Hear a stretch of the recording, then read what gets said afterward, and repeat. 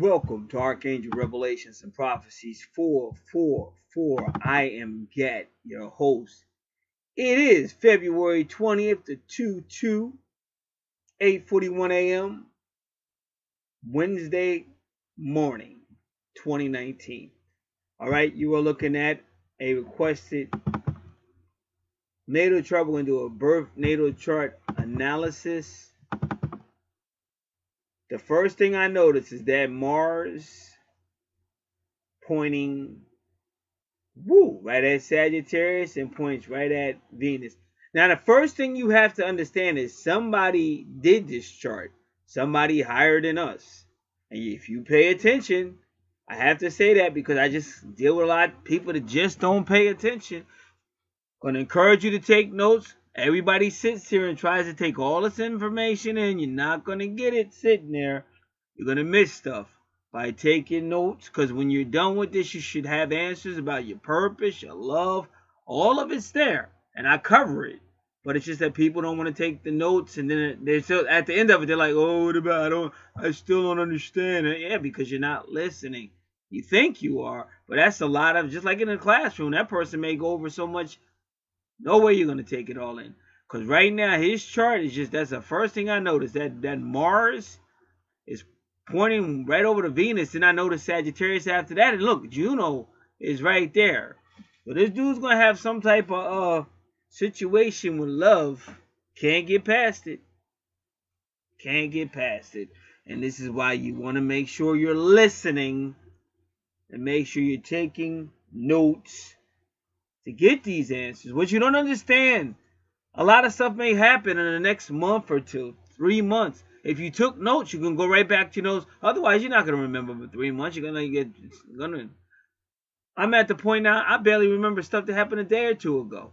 So I'm writing down stuff or whatever. And like I try to warn people, and a lot of people didn't listen. Told you these moons are going to mess you up, but RFG Chosen One told you the same thing.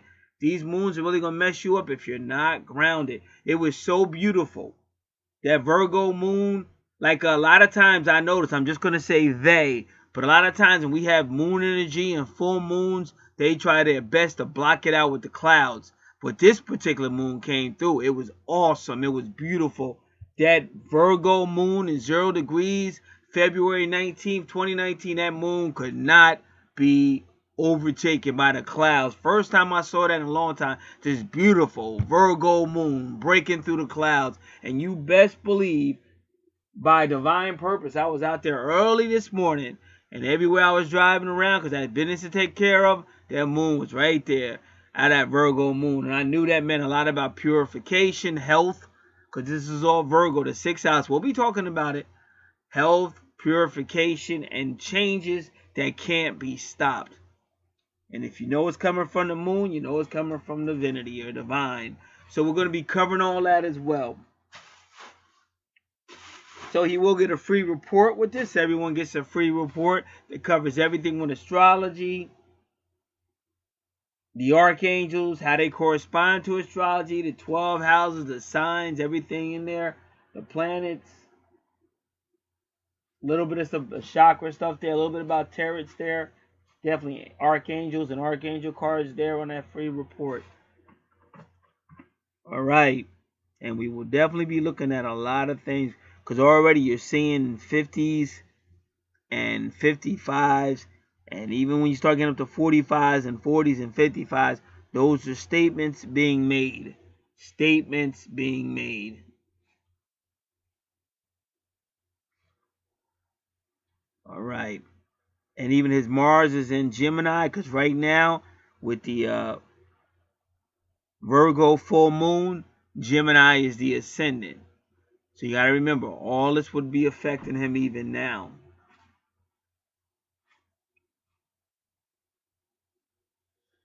So the people that put this chart together, put his 12th house became his first house because of the East Point and the ascendant in Aries. So that means that he's got a lot of past life stuff that he's got to deal with in this life. Whenever they put your ascendant and your East Point, that's usually the reason why. And you can already see why. Extremes, extremes, extremes. 17 degrees is karma. 28 degrees is extreme. Aries is, of course, extreme. So this can be a very extreme person. So one of the things he probably will have to work on this life is patience.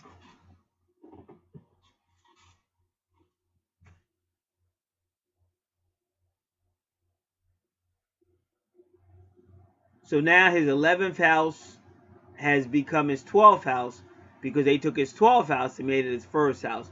The East Point is where the sun went over the ecliptic when he was born.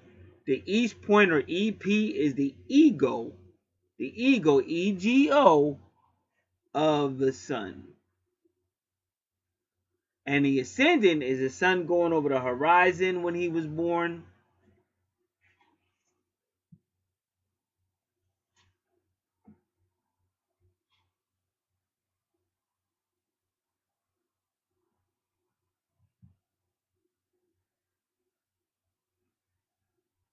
Give me a moment, please.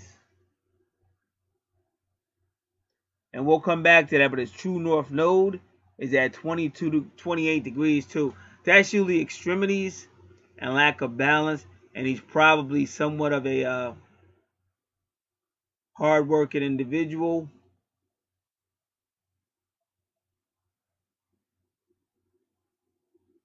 Yep.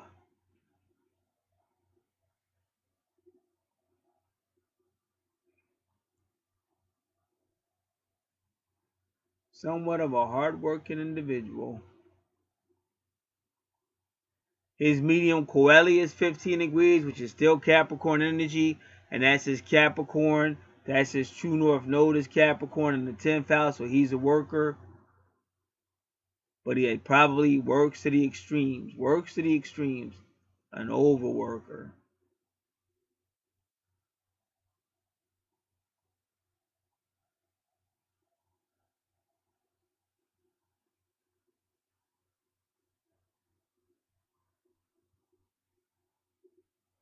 All right, like I said, I will be taking my time because it's a lot of things we're going to have to decipher.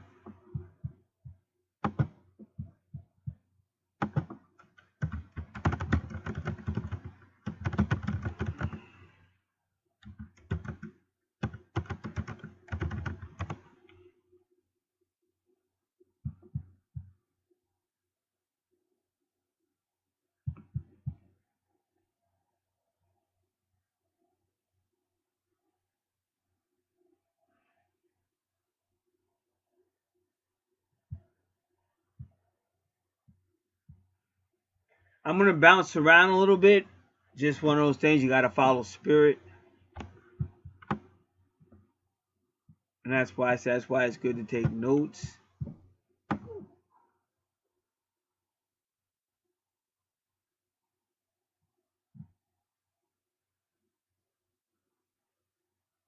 And I'm just looking at a few things. I'll be right with you.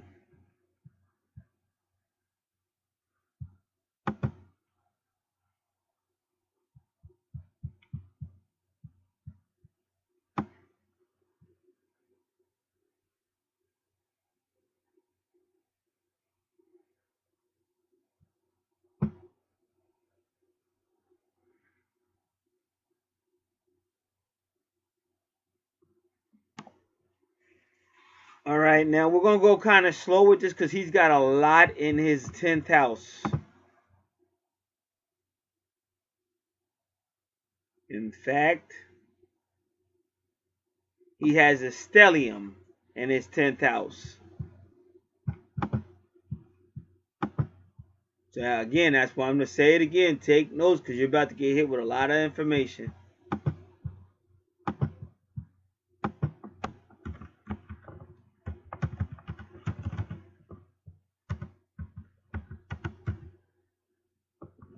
Wow.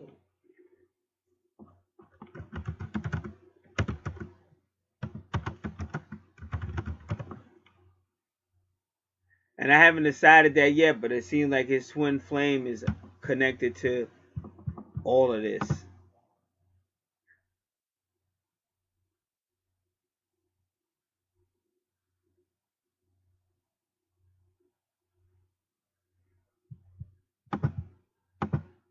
what people have to realize, because like, you know, it's human nature, but everybody wants it and they want it now and they want to touch it and feel it and all that. But your twin flame is always with you. There is no separation. Your twin is always with you. And to get obsessed with it, that you try to make it happen, you're actually doing more damage than anything. And I try to teach people that, but like I said, this is what I'm dealing with. They want to stay at that low frequency, low vibration. And they don't realize the best thing you could do is just get your natal chart, find out what your purpose is, continue to move on with your purpose. And if you did that, the universe will bring its twin to you. But when you try to force it and try to force the universe's hand, you go into idolatry and all that, you're actually pushing your twin further away from you than you possibly can imagine. And I try to tell the people that over and over again, but it is what it is.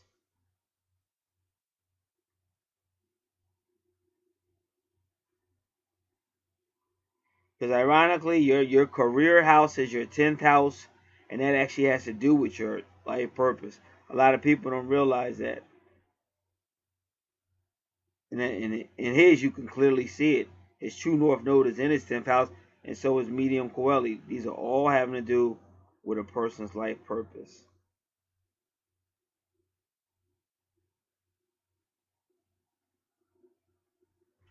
All right,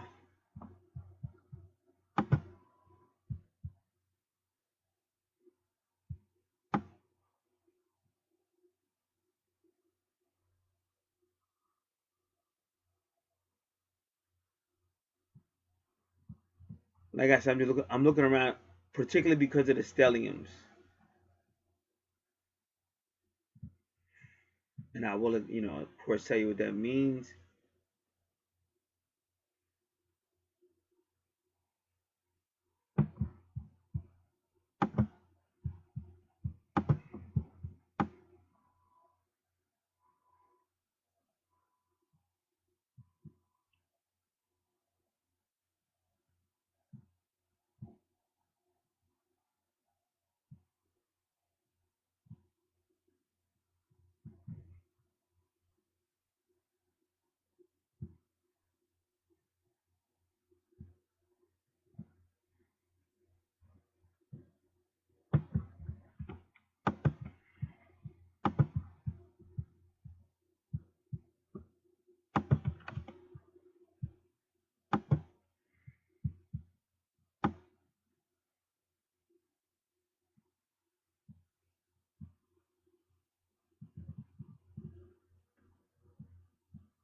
I'm just reading stuff over. You had to excuse me.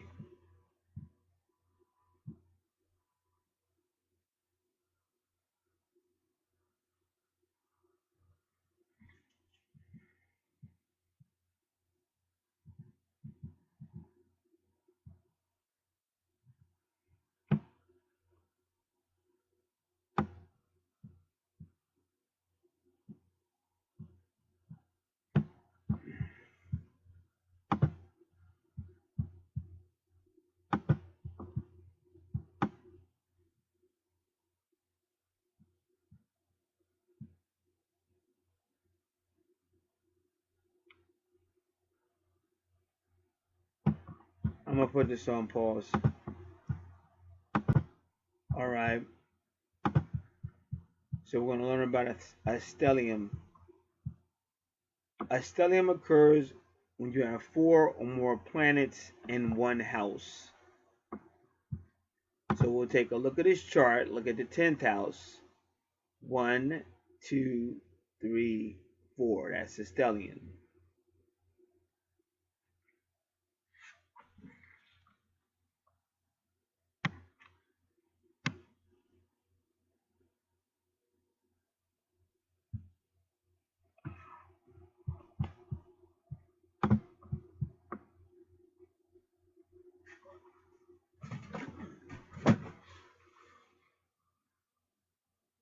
So this configuration of 4 or more planets in one house is going to create too much energy coming into the activities and affairs of that house.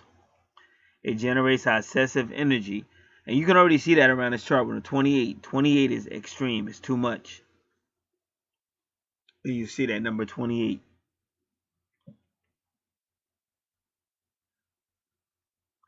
So this person becomes obsessively focused with the activities of that house.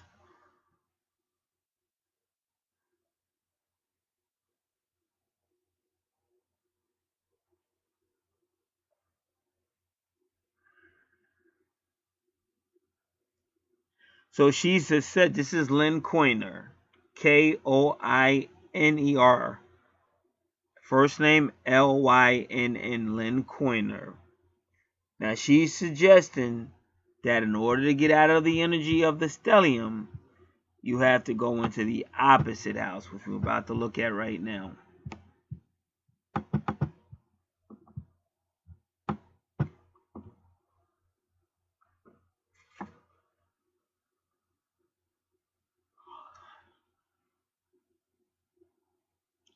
A stellium likes an opposition to it. The opposition makes the individual clearly aware that there is a choice, whereas a stellium without an opposition can get trapped more easily in the congested house. Besides the obsessive quality, the house activities will be upset for long periods with any planet's transit. When any planet transits a hard aspect to the planets in T-square, everything will go wrong.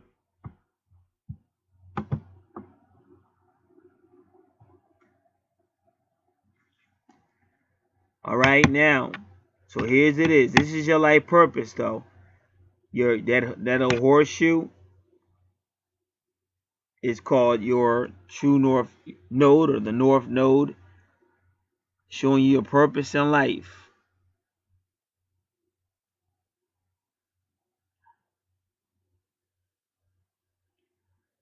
Is Capricorn in the 7th house, but ironically they give you 22 up there.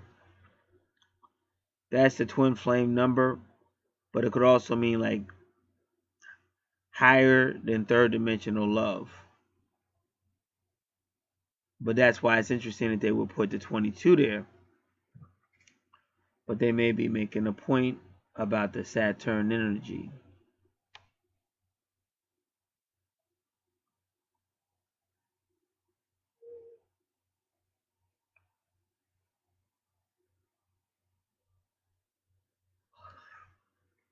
"15 degrees is also Capricorn, medium Quelly, and medium Quelly works with your true north node. And then Neptune at 13 degrees, that's the death card, which is Scorpio energy. And then your Uranus is at 8 degrees, which again is going to take you to the 8th house of Scorpio.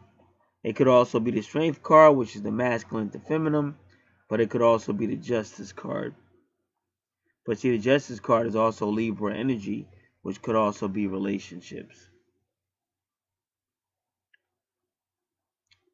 So that's what you should be working on in this life. North node.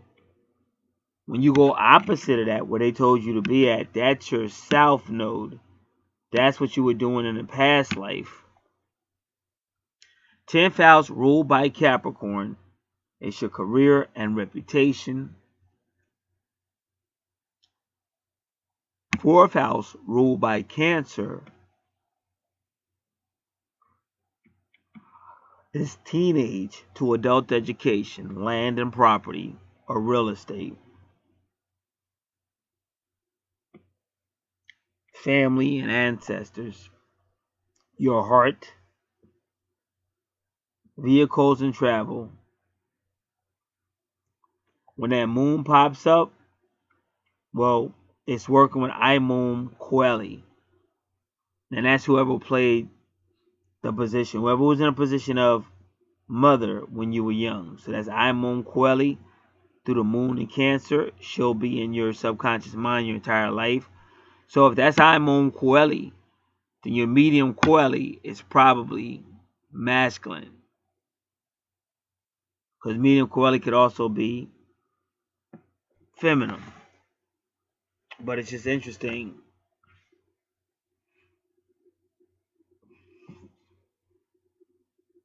how the chart is. And again, it could be a male, it could be the father, but not necessarily. So that's just interesting.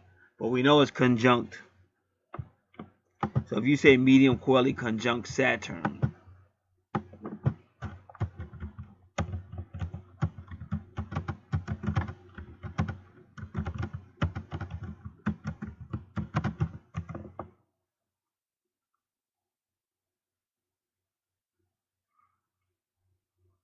all right, let's try that. And again, this is why I say you should always take notes, because I'm gonna be bouncing around because there's a lot of information.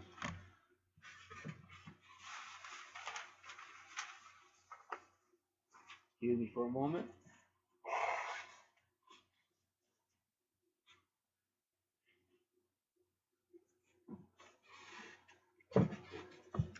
This is myastrologybook.com. You were born when Saturn was at the highest point in the sky on the day of your birth. Its strongest and most natural position in a horoscope. So again, so you have a connection to planet Saturn. And not only was it at its most highest point in the sky or in space, but however you want to say it, when you were born, 22 is like the maximum love number. But 22 is also the number of people of God. 22 is also 1111. 22 is also number 4, which is the angelic number. So in some ways, you're Saturnian with a angelic Saturnian.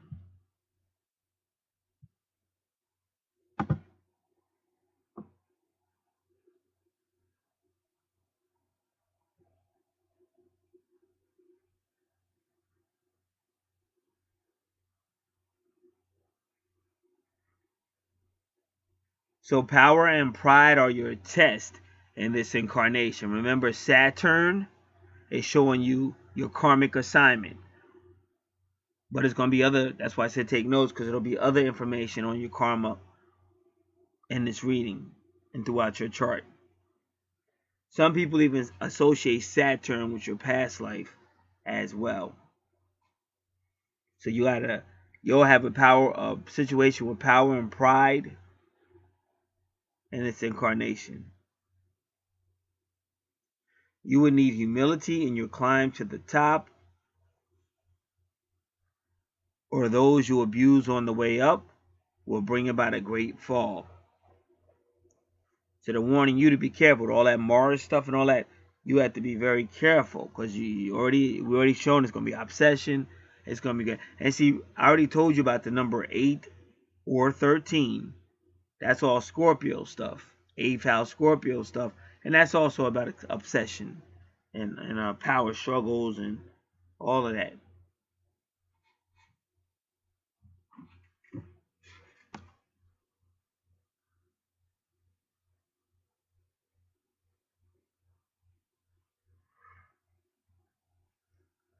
So you're going to have a lot of lessons through the way you strive for success, because this is an extreme person. And it's not going to be easy, but he's going to have to cultivate patience and still working around other people. And that could be hard, because when you feel you're good and you feel like you can get shit done, the one thing you don't want around you is people you feel it's only pulling you back, or lame ass people, or drama queens and stuff like that. But that does seem like that's what he would have to be working on in this life. So I think that your medium coeli is pretty much your father, because Saturn conjunct.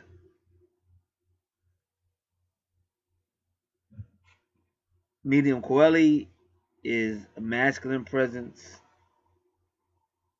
some masculine person in your life. Could it be employer as well? It says your father was probably distant or entirely absent, in which case you lack a father image, or have problems stemming from your dominant parent. As with many people having this aspect, which is Saturn conjunct Medium Coeli. Medium Coeli is also called the midheaven. You may either become more successful with age or repeatedly start over again due to the many obstacles in your way. Because Saturn will slow stuff down. But you have a great business sense. And see, what I try to teach people, right? They got to learn their strong points. That's why you hear me saying, listen. And I know what I'm doing, and I do it to be very confrontational. See, I'm a little bit more unique. Like some people, we see the same stuff over and over again. Like you would think by now, we would be the most smartest people in the world, and maybe even in the universe.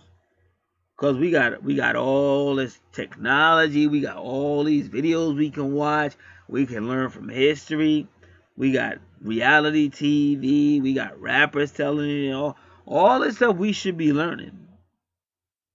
But for some reason we don't. And then the universe sends somebody like me that, like the prophet Elijah, he used to mock it. He used to mock the people that were against God. And they didn't like it, but he could back it up as well. So God will send people in an attempt to get people to realize you don't just have to blindly make the same mistakes that people have been making before you and even around you even now, because there's so much information to help you prevail. So, great business sense, but might be a little extreme. So the first question would be, well, how can I advance my great business sense and calm my extremities? And then that's how a person can stay successful without getting caught up in some Aries type jumping into stuff that you're going to have to pay for, which is going to mess up your business sense. All the hard work, your impatience would mess it all up.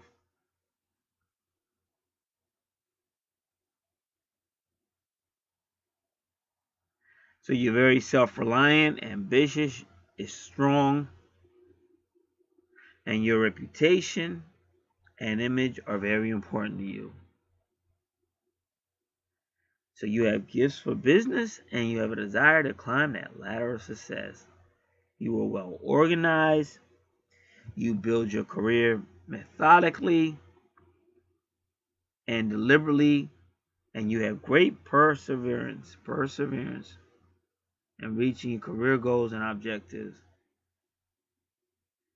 So this position is referred to as the Napoleonic complex because it can signify a rise to the top followed by a fall. And again, if I'm listening to this, my question, that would be my next question. Well, how can I rise to the top without falling? And that's why you keep hearing me tell them, take notes, slow it down. It's that simple. But for some reason, we just like something about third dimensional, we just like to do it the hard way. Until we get there. Until we get in the hard way. Then we're like, oh shit. You know, but somebody said like when you run in them streets and they tell you over and over again, yo, slow down. Slow down, you're gonna get arrested. Slow down. Like you saw Fat Joe telling 6ix9ine, they gonna get you. Slow down. 6ix9ine doing what he was known, talking shit.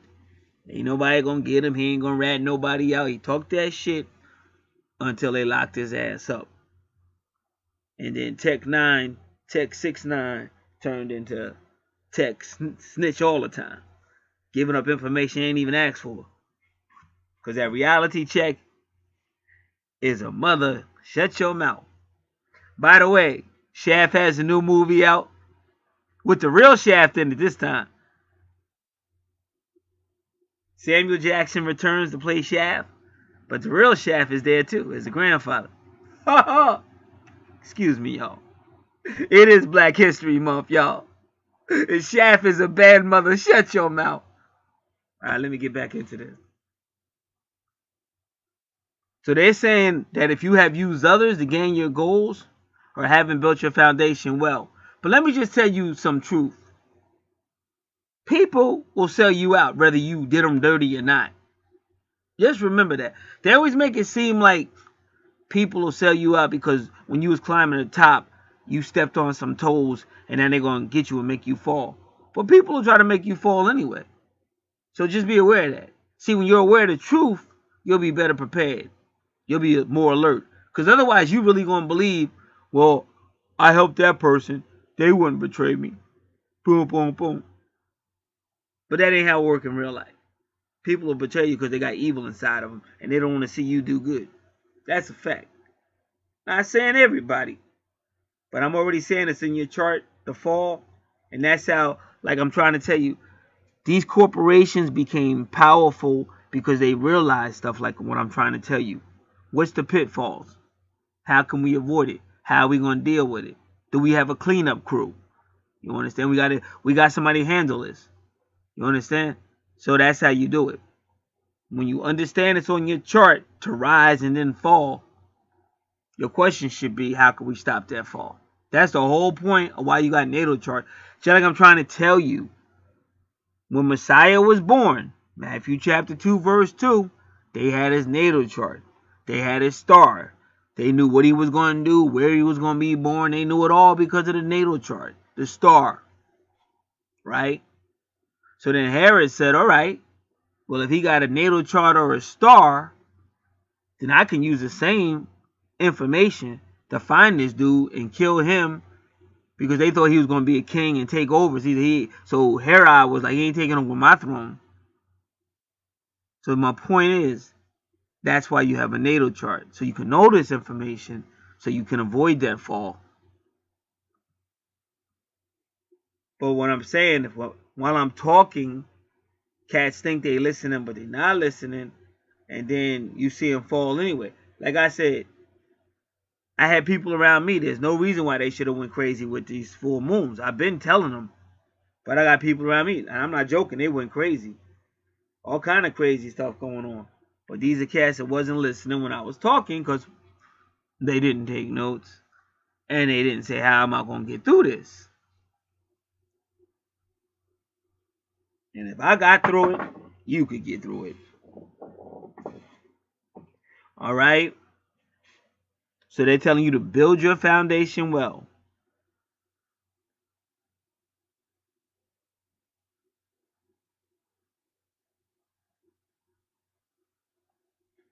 All right.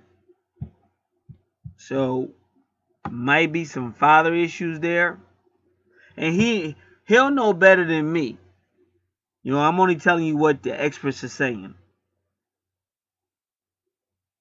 And I'm going to tell you that medium Coeli position, conjunct Saturn next to Saturn, it could be anybody. It's anybody. It could be employer.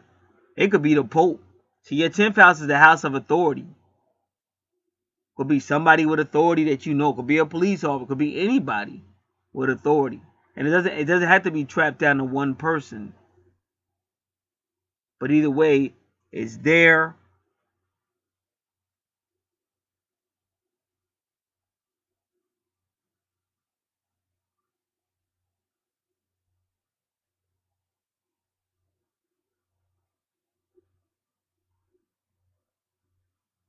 So they're saying, I wanted to say that again, because you lack a father image or have problems stemming from your dominant parent,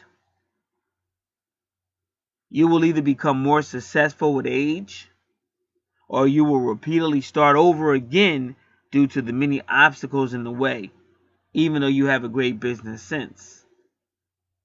So that's why I'm saying.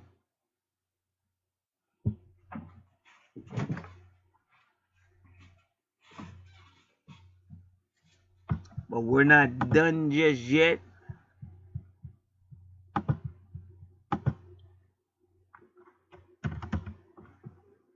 in that area because they don't know you got a stellium.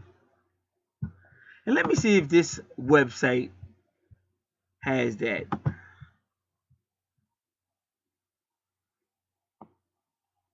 Just give me a moment.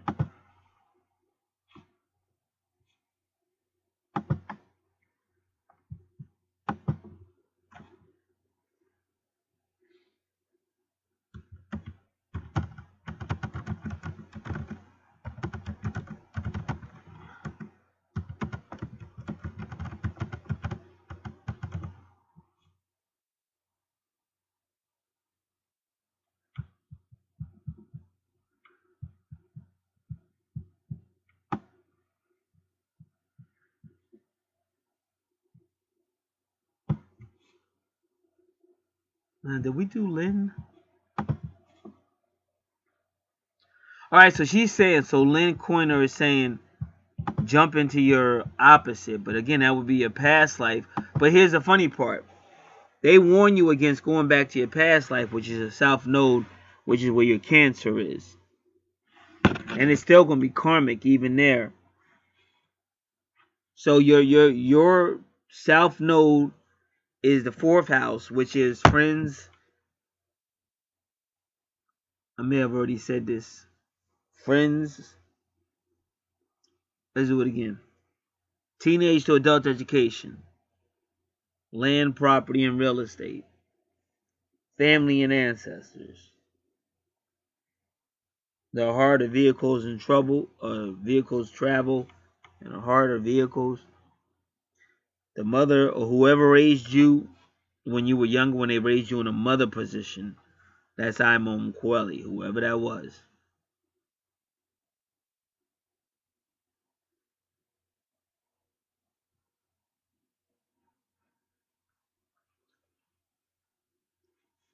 And it is going to be karmic because of the moon.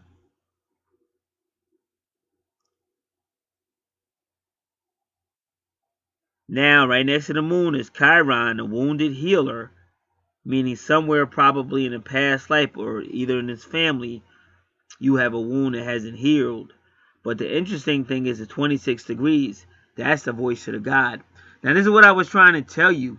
That's why I was out there today and I'm out there with the Virgo moon.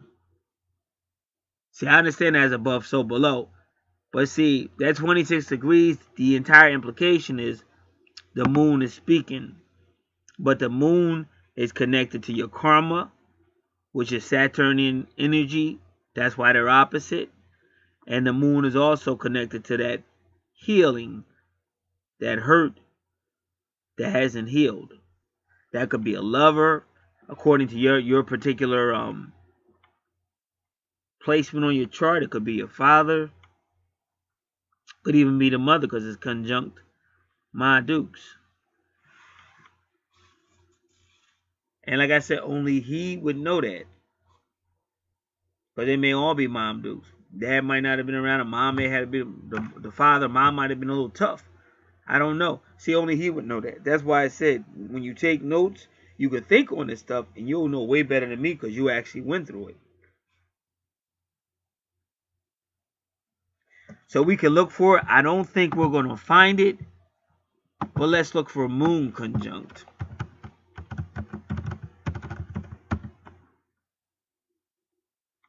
Chiron.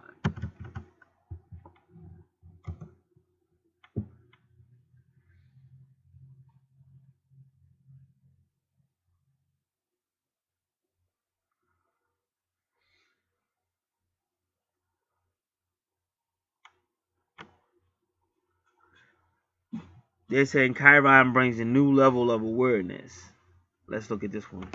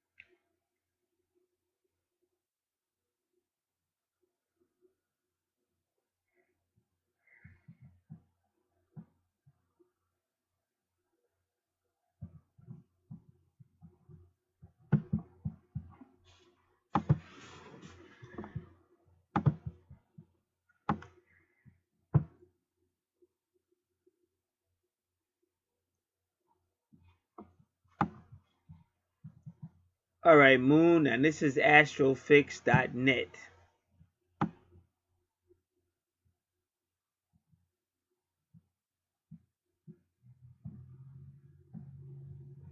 See, they just but they don't really call it a conjunct. And see, I don't like doing that because see, there's different aspects. So they just start saying stuff, but they're not saying which aspect is it. Because it mean you got to go by the aspect. You can't just say just because Moon is conjunct Chiron, this is what it means. It's based on the aspect. So I don't even want to read this. It's interesting.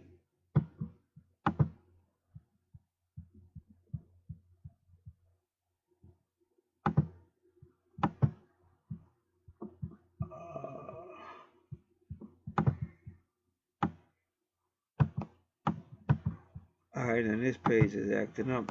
Let me try to do something.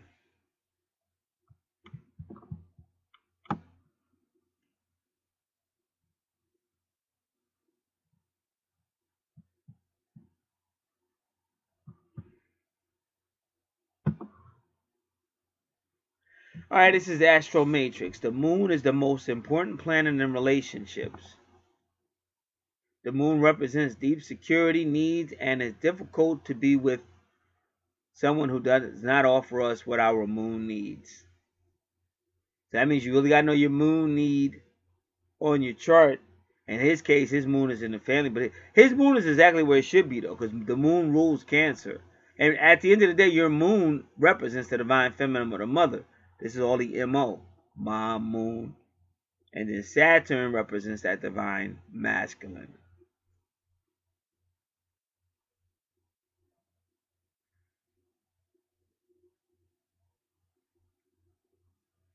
All right, this thing is getting on my last nerve. Okay, good. All right, we're out of there. Cause they always do that to me, but they give me pop-ups. But I didn't see an X, so I was trying to figure out how to get out, but I figured it out. Positive Moon compatibility will show two people who feel at home with one another and instinctively care for one another. It's like being family. And it's funny he should say that because it's in the fourth house, but he doesn't know that. That's why it's the most important planet in synastry. If you want to spend the rest of your life sleeping in the same bed as someone else, you obviously need to feel like family to one another. Oh, isn't that wonderful? Moon conjunct Chiron. This is what we're looking for.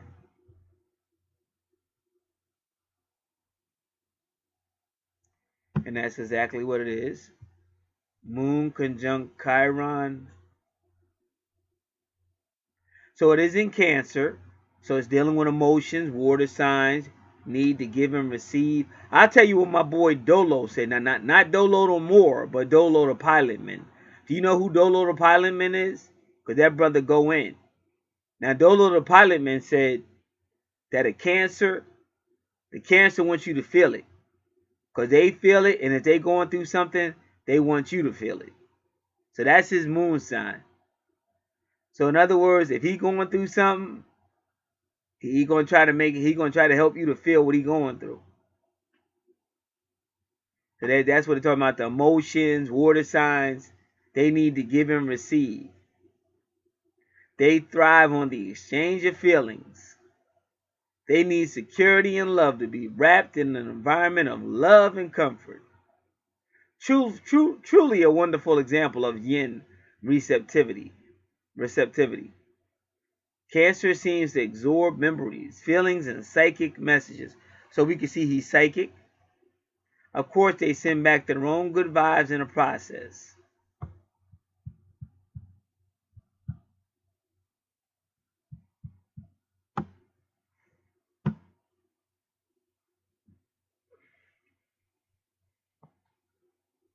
So Moon, zodiac planet. The Moon represents our emotional nature, our security, and deepest need.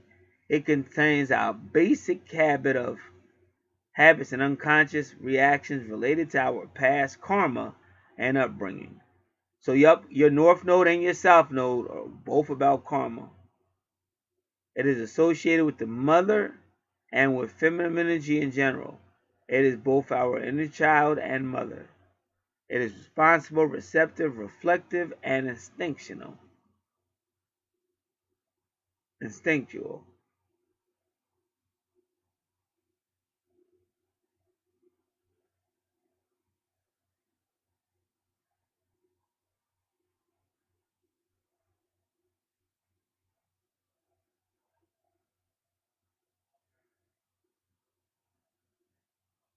So the moon is associated with the mother and with feminine energy in general. It is both our inner child and mother. It is responsive, receptive, reflective, and instinctual. In our personal chart, it shows how we respond to our environment. So we learned about that. And again, Chiron is a wounded healer. And when it's retrograde, this is an area where he's been hurt and hasn't healed yet.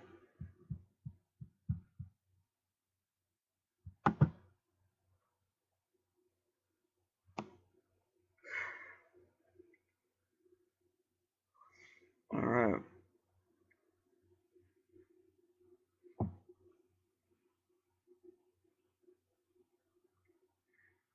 We're going to do 22 degrees Capricorn and see what they say.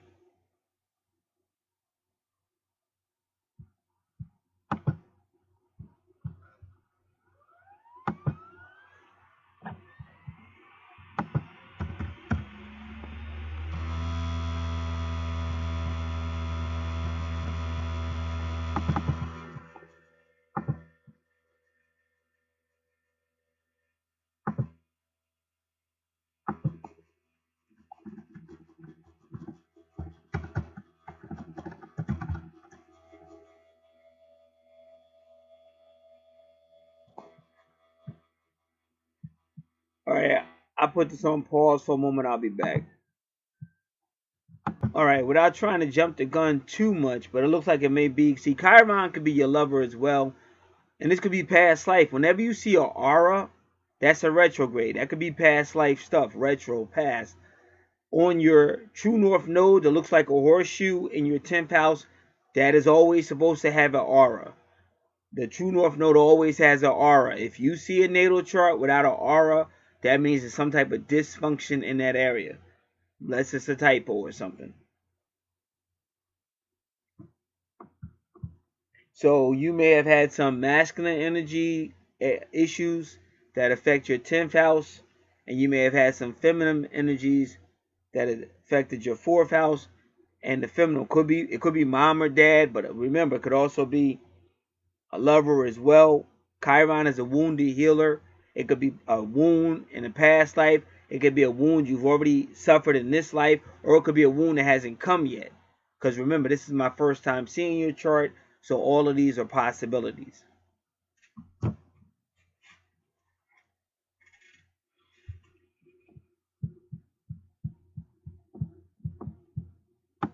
And your twin or lover will always pop up in various houses. So never just think because we're in the 4th house, we're just talking about family, because your twin or your soulmate could pop up in that house too.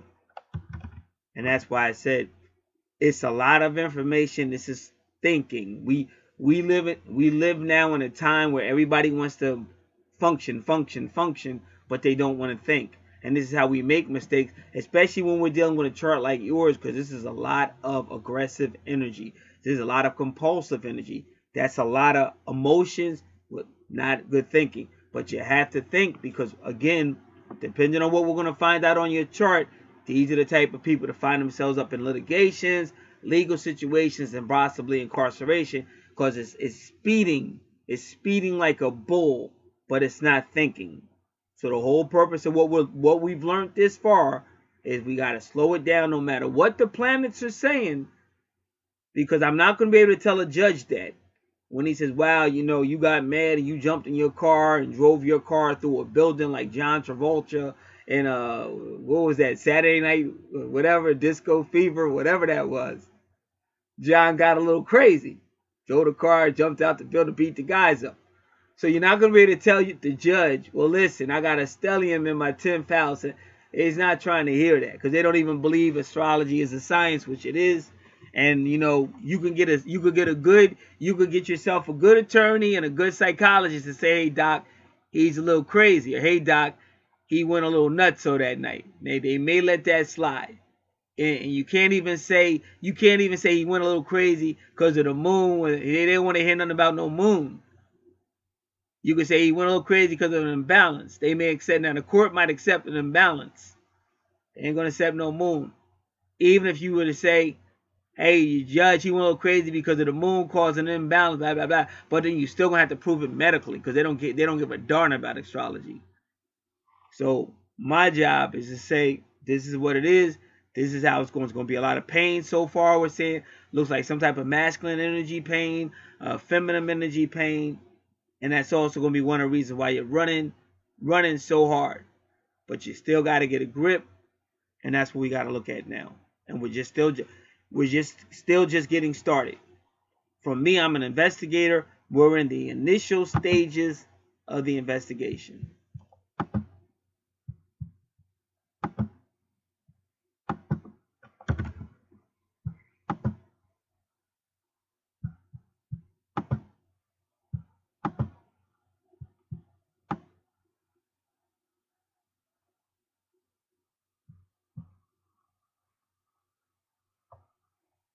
All right.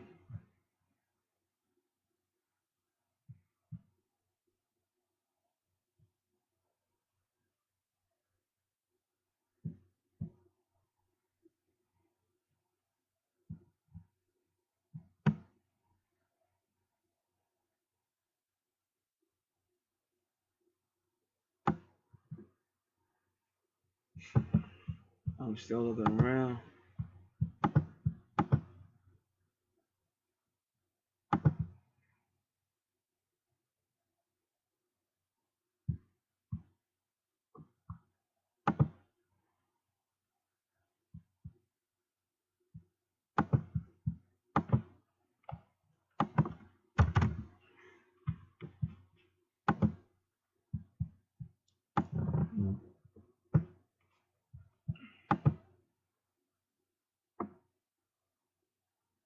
So she's saying go to the opposite house, and I just told you what the opposite house was.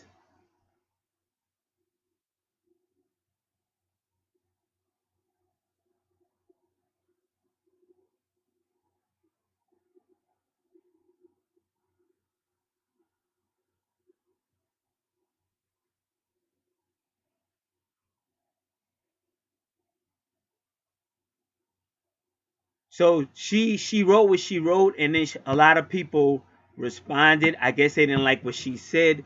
So she said, after many comments from readers, I need to stress that there is a definite talent that can be bestowed by the stellium, but there needs to be a balance, an escape hatch, and the individual needs to go the opposite house. See, like I said, everybody's in a position for a reason, and the reason why I teach, because believe me, I know, I understand human nature. I've been doing this for decades.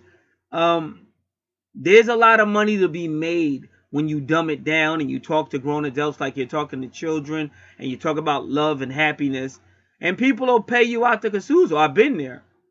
But my agenda is to keep you out of jail. My agenda is to keep you from hurting. So, well, why do you care? I'm just a caring guy. I've been that way since I've been here. I really believe I'm an earth angel, but you guys haven't been with me my whole life. I've been with me my whole life, so I know me. You don't know me. You just know the voice you hear on YouTube. My agenda is not to rip you off of your money and then you're still locked up anyway because you didn't listen, or you rushed through it, or you did what most of these people do. My agenda is to talk to each person who does a chart like I'm talking to that person, because I don't want to see you in courthouse, and I don't want you in that situation. So that's why I got to talk to you the way I talk to you. Because again, if you did find yourself in a court situation, you're going to have people talking to you just like I'm talking to you now. Because it's not going to be a joke. They have to make you see it's not a joke, and this and that. And so many people have things they need to be aware of, but they don't until it's too late. Like they want to worry about the fire extinguisher when the house is burning to the ground. You should have been worried about the fire extinguisher. If you had worried about the fire extinguisher earlier, you're gonna put the fire out immediately. So we don't want to do that. So that's why I said I'm seeing what's seeing, And we're just getting a feel of all of this. All right, so now we're going to see what else she's saying. Because yours is the 10th house, Stellium. And here we are. And again, that is Lynn Coiner. All right. So again, we really go in. Just give me a moment. A couple of things I got to check out.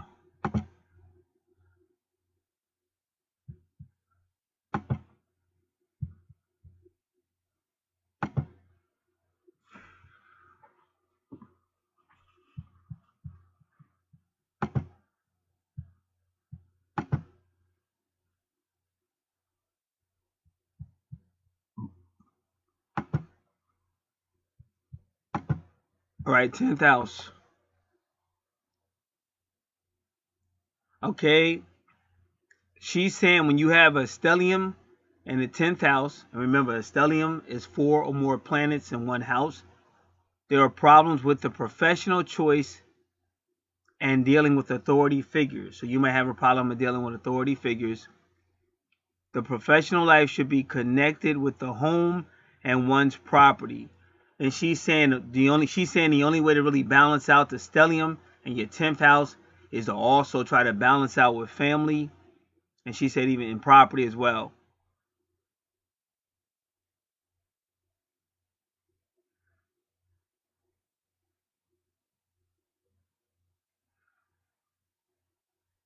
She's also saying this person could work out of their own home or property. And she said this person, you should try to be your own boss because it'll take the pressure off of authority figures, because they're saying this person might have a problem with authority. And she's saying because you have 4 planets in your 10th house, if you have a boss, any planet could affect that situation.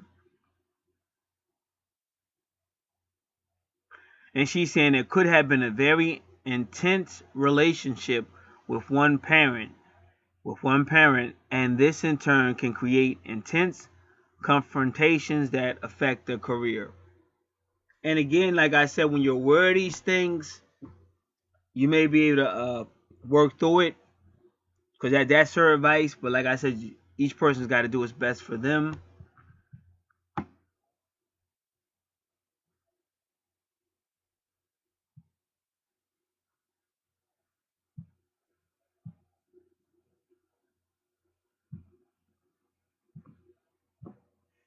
All right.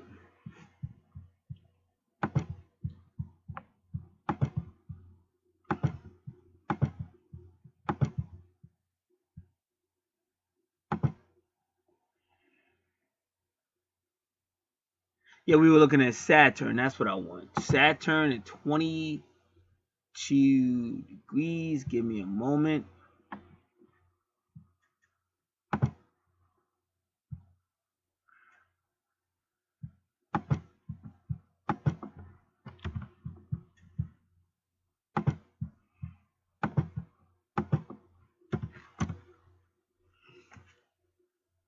One thing I will say, one thing I didn't do, I think it's important I should say this.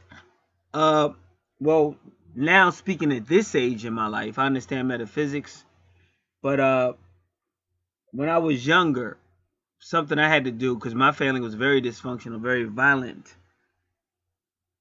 and but I never, I never carry other people's garbage. I'm responsible for my own. Like when you deal with Saturn, you are dealing with maturity and responsibility.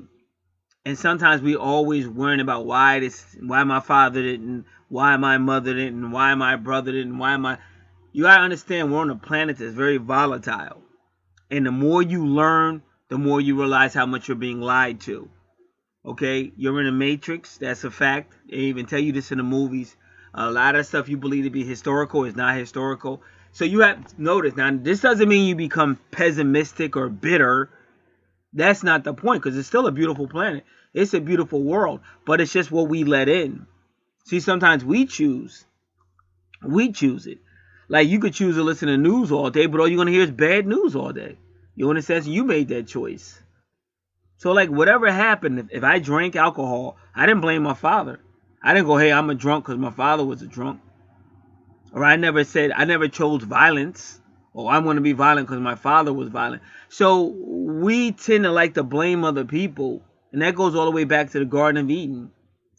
He asked one person, he blamed the next person, she blamed the next person. So that's the biggest thing. Like we're going to talk about like Saturn in your 10th house.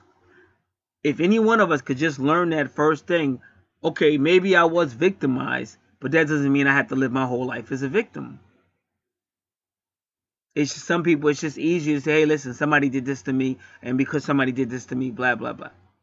Now, it's going to affect you, but you still don't have to use that as an escape card. And a lot of people do that, and they get mad when you tell them the truth. But this is why we're so far away from anything that's sane or logical. And the sad thing is people see us drifting further and further away, and there's nobody trying to pull us back to any form of solidity or sanity. So that's a choice that one may want to make, because I'm telling you, you're only hurting yourself. Like I would only be hurting myself if I became an alcoholic because I'm trying to blame something that I'm saying my father did. You're not gonna be able to tell the judge that. I mean, like if it's your first time or something, depending on what you did when you were drunk, it just depends. Or he may not.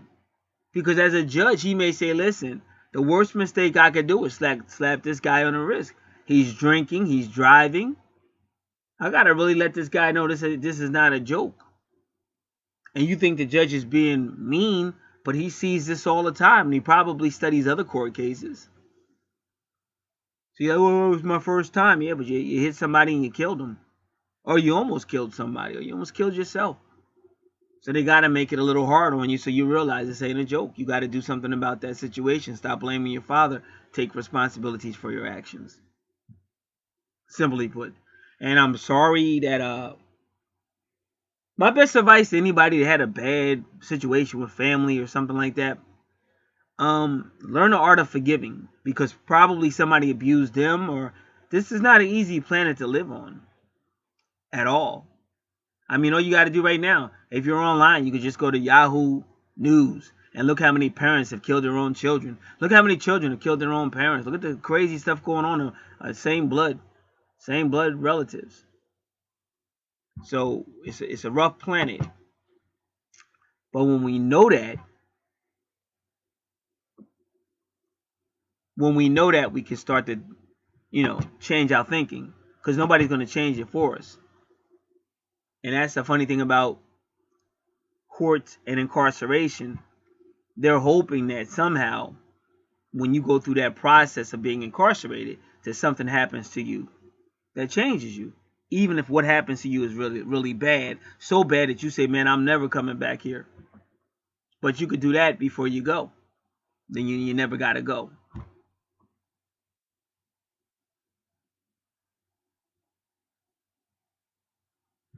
All right, give me one moment.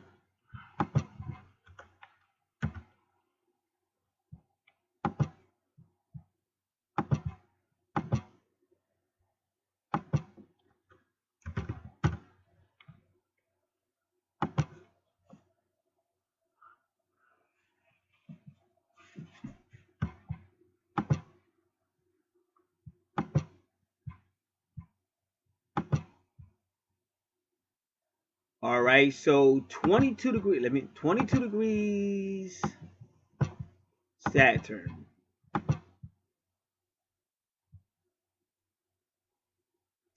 Oh yeah, they're not going to do the planet. They only do signs. All right, let me do this. 22 degrees Capricorn. Give me a moment.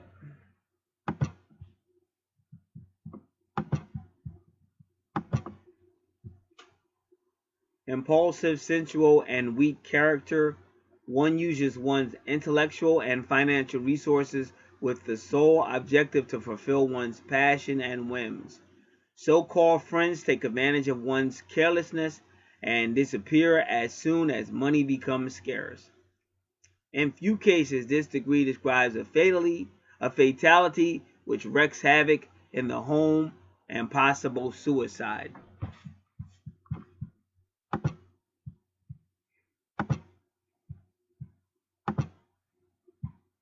So they already said stuff about friends leaving and stuff like that. Now I'm letting you know that website has a bad view of the number 22. Overall, the number 22 is a beautiful number. It's the number of God's people. It's 1111. It's 4, which is the angelic number. But in your case, because of the arrangement, you do have to be mindful of it. And even 42, I'm gonna let you know right now. Even in your Bible, it talks about the 42 months, which they call like the Great Tribulation. So usually, when I've noticed on natal charts, 42 is like the trial you go through in life. Like that time for you to learn what Saturn is going to teach you. It's the 42. Because your Bible is an astrological book. A lot of people try to act like it's not, but it really is. That's why, again, your Messiah was found by a star. Your Bible is an astrological book.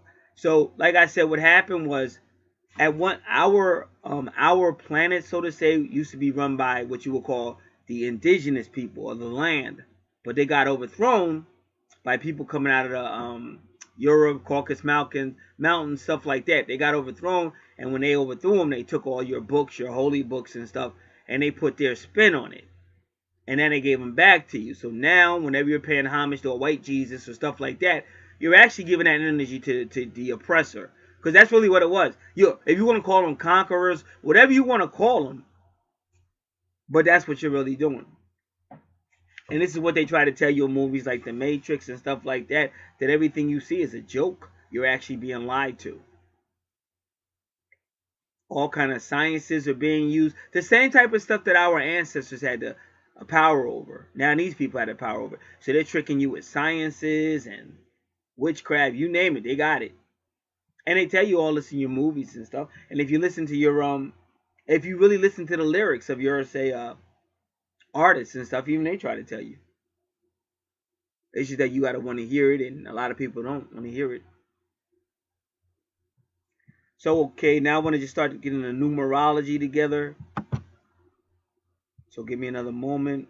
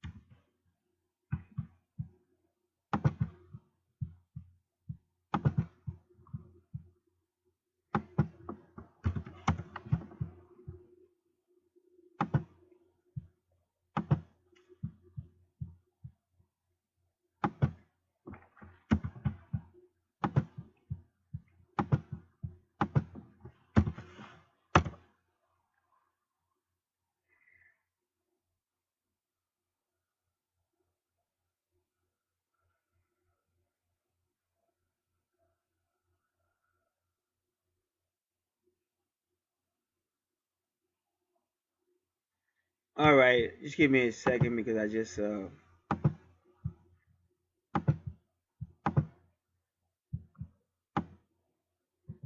right, that's what it was. I was wondering why when I went to this website they were talking about, oh sorry, blah, blah. I was like, well, why? So then I had to look. I found out why though.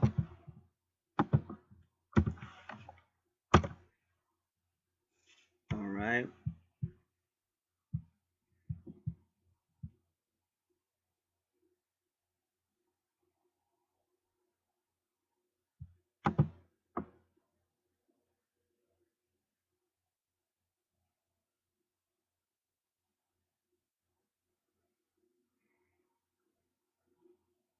All right. So now I just want to explain to you in your 10th house you have Neptune conjunct Uranus in Capricorn. Now Capricorn represents the wall. Uranus does not get along with Saturn, and Saturn rules Capricorn. Therefore, Uranus doesn't get along with Capricorn either. So Capricorn is there to shake it up. In other words, without Capricorn in your 10th house, you would be pretty much rigid. And your Neptune idealism, because Neptune causes idealism, and Neptune also deals with spirituality mysticism, and also empathy, emotions. But without Uranus there, like all your ideas would be like rigid, controlling, and whatever your agenda is. But with Uranus there, Uranus represents the rebel that's opposing your Saturnian Capricornian wall, the wall energy. So Uranus is uh, opposing your wall and then trying to overthrow it, and then Neptune is bringing in newer ideas, like when capitalism overthrew communism, and all of a sudden in Russia now you have McDonald's. Whereas McDonald's at that time that this had when the wall got taken down, McDonald's was probably the biggest representation of capitalism that there was at that time. And Russia, which at that time was communist. So they didn't want nothing in Russia that resembled capitalism. Two different ideologies. But when the wall came down, McDonald's went up. So in your 10th house, that's kind of like what's going on there. That's kind of like what's going on there is you may come up with ideas or whatever, but somehow Uranus is going to kind of like be breaking them down to make them more down to earth. Because Saturn and Capricorn is like saying, I'm going to build the wall. This is my agenda. I'm not going to back down from it. Until my agenda is met, I'm going to be very focused on it. But Uranus is going to make you kind of like loosen up. And then Neptune is going to try to step in there with a more probably inspirational. Because see, you're on most, not on all natal charts, but on most natal charts, your 12th house is always connected to your 10th house some type of way. So that's the whole purpose. Now, your Mercury means you're going to be a very thoughtful person. You can multitask. You can communicate quite well. But you just have to be careful of number 3. Because number 3 degrees, that's a great creator, very creative person. But it could also be an immature person. And what y'all have to understand what immaturity really is. Because you say, how could he be so immature if he's got a powerful Saturn and he's got a powerful Capricorn? Well, the truth of the matter was, sometimes people come to agendas that might work, but they're kind of like inappropriate. Like Hitler had a solution, but it was totally inappropriate because he was like killing off a large percentage of the world, and that was part of his solution and stuff. So that's the number 3. It's not in touch with reality. And see, Neptune can be like that too, remember. And see, your Neptune is the destroyer. That's 13 degrees. That's the destroyer, or Scorpio energy.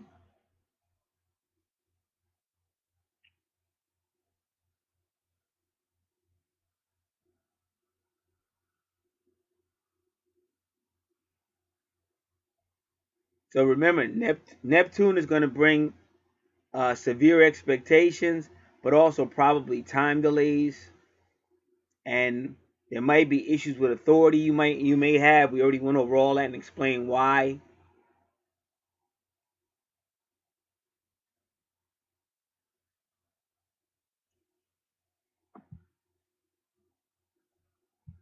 And remember, the 10th house can also be anything in religion, but really anything with authority and people in authority. That's all the 10th house. But it's definitely your career and reputation.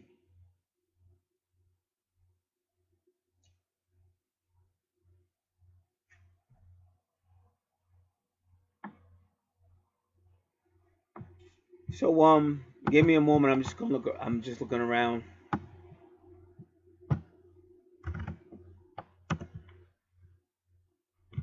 All right, now in your 10th house, you see the number 55, but remember that's not a degree, that's a minute.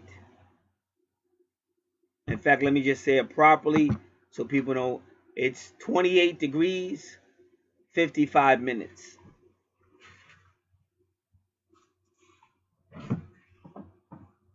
So that 55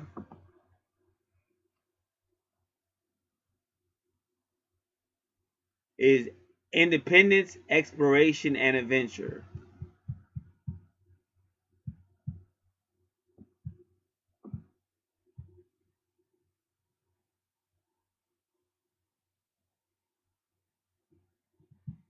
Oh, and they even tell you that 55 is a social number, because that's exactly where it's at. It's in your 10th house, career and reputation. But see, with your 28 to 55, it's kind of implying that you would do anything to get that attention. Like you really want that attention. That's how Capone got in trouble, and that's how John Gotti got in trouble, because they wanted to be more than just gangsters, and that's how they both got in trouble. And the mob guys warned them over and over again, tone it down, and they wouldn't listen. And they eventually both of them destroyed their empires primarily because of that showboating.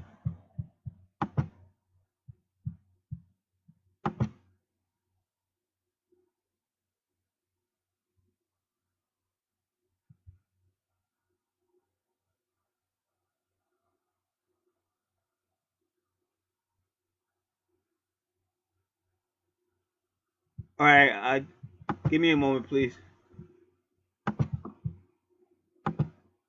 All right.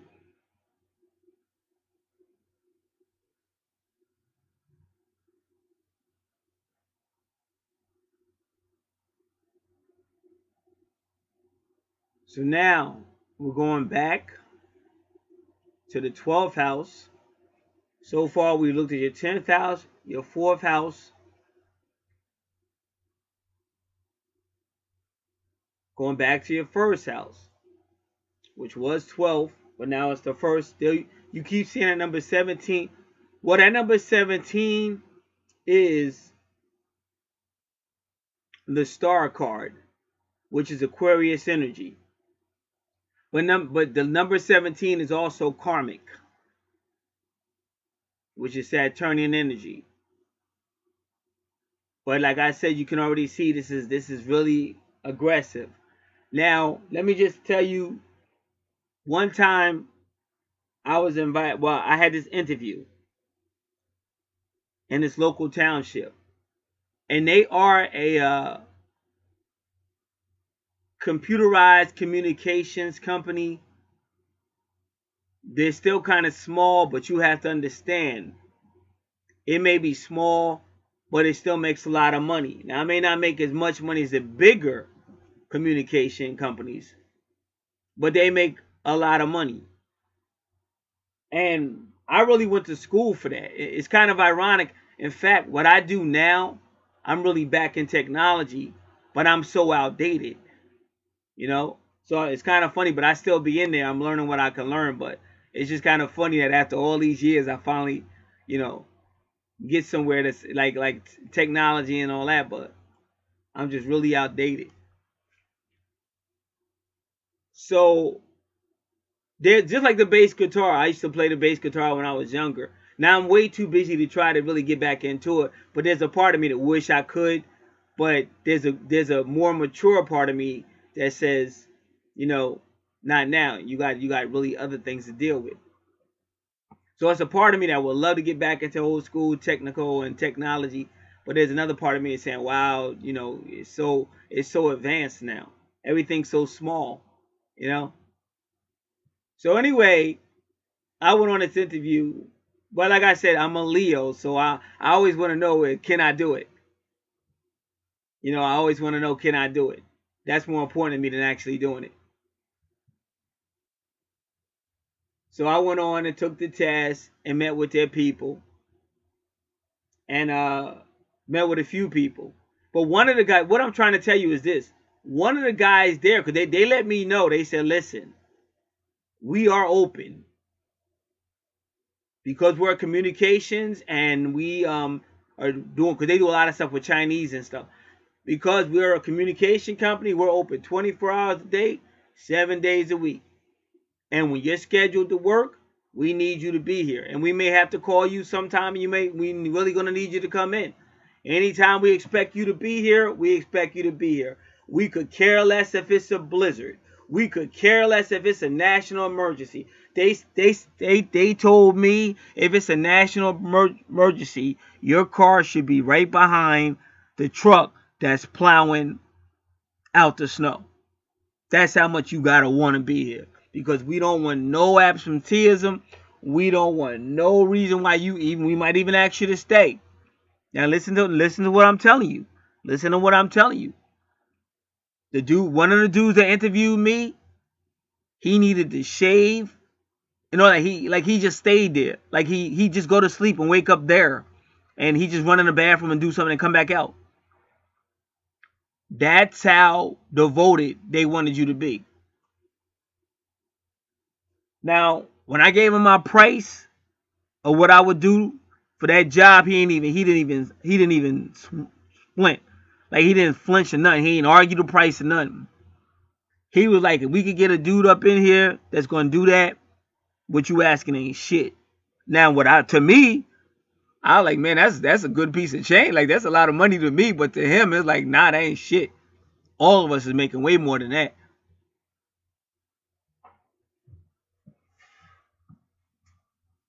So, why am I telling you all this? Because that's what I see on your chart, with all this Aries and all that aggression and all that.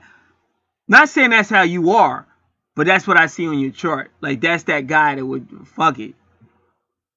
He'd stay in that building until somebody finally told him, okay, man, you can leave. We got it.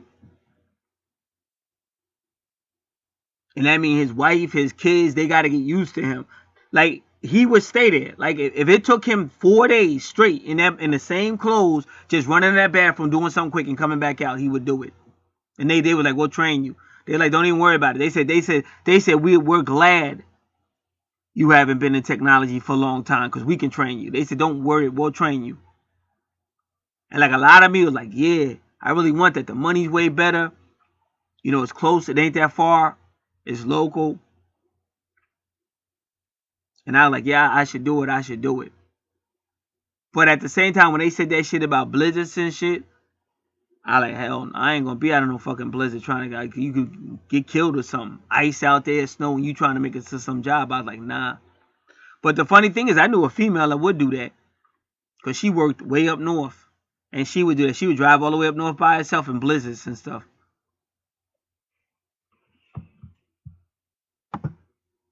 And then in my family sector, like, I got an older mother, and she really need me, so I can't be doing all that. Cause my mom's be falling out all the time and comas and stuff. She alright though, so I got to be keeping an eye on her. So I really couldn't do it.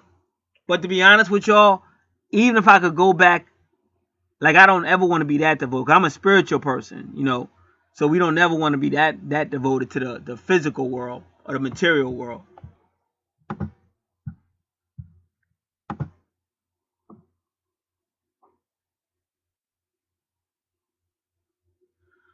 But that's what I'm seeing with the Aries and just the everything. But it's karmic. You keep seeing karmic. So I'm just telling you, in this life, you would have to learn patience and probably compromise and maybe spirituality. I don't know. We haven't seen your chart yet. But if I look in your 12th house, if you notice, that's your spiritual house, is the 12th house with Pisces. That's why Jesus Christ is represented by Pisces and stuff, the fish.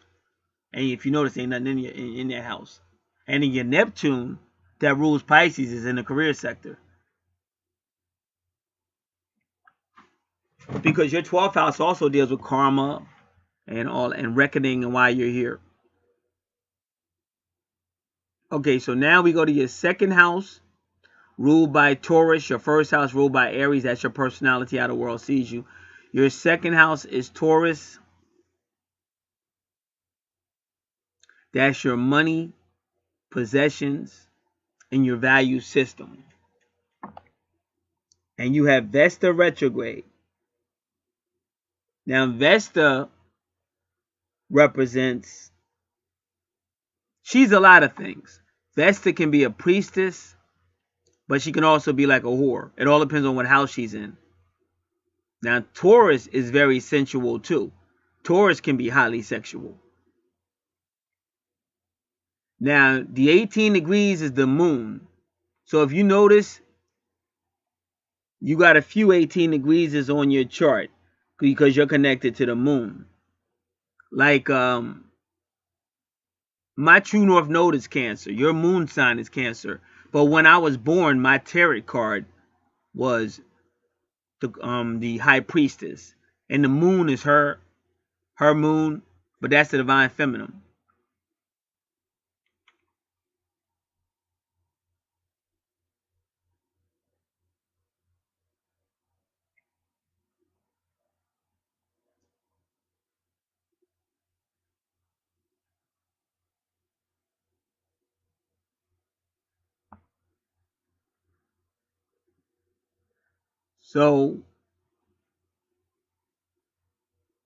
So for you, sex would kind of be spiritual because of Vesta retrograde and Taurus.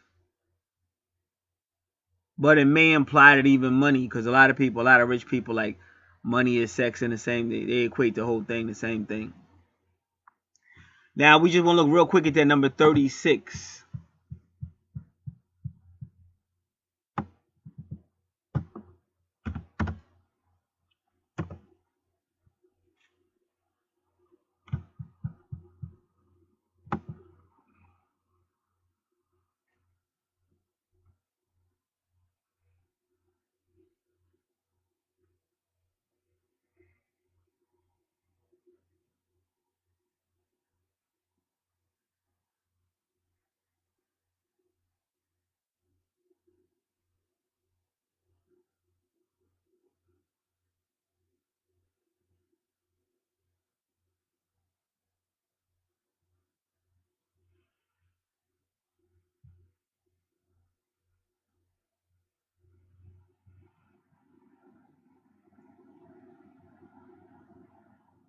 So they're saying 36 can be humanitarian, which kind of makes sense because Vesta can be spiritual.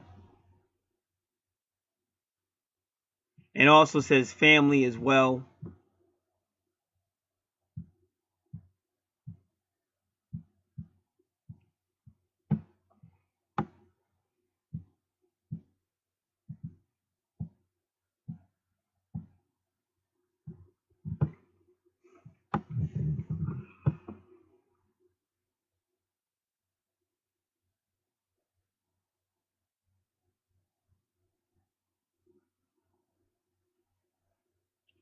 All right, but let's try to find just to see what a Vesta retrograde. Now they say Vesta retrograde for twin flames helps the twins to enter the fifth dimension because we're in the third dimension. But twin flames love is higher than third dimension. So they're saying Vesta retrograde would be the twins entering a higher dimension. But then maybe that's why they're saying compassion and humanity and stuff like that. So in other words, your twin might help you in those areas.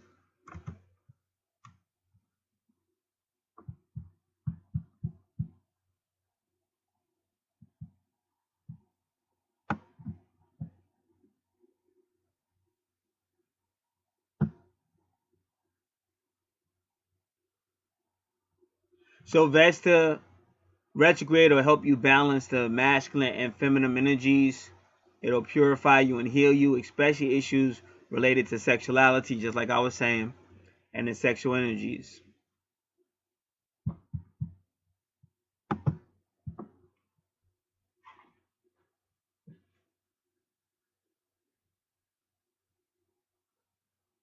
All right, so that's your second house.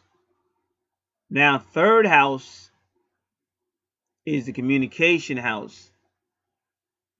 It's Gemini, a great thinker, multitasking, publishing. It's young people's education, but it could also be immature people, immature adults. If you had Gemini in your 10th house, it would mean you either have part-time jobs or short-time jobs, don't last long, or you go from job to job. Gemini in a relationship can mean separation and breakups. This is short distance travel. It's very creative. It could be siblings or the brotherhood. And Gemini does not like to go deep.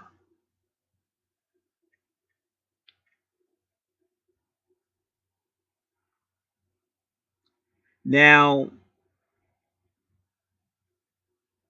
the number 2 can imply relationships, but we just have to learn more about Mars retrograde. But we want the number 50 first.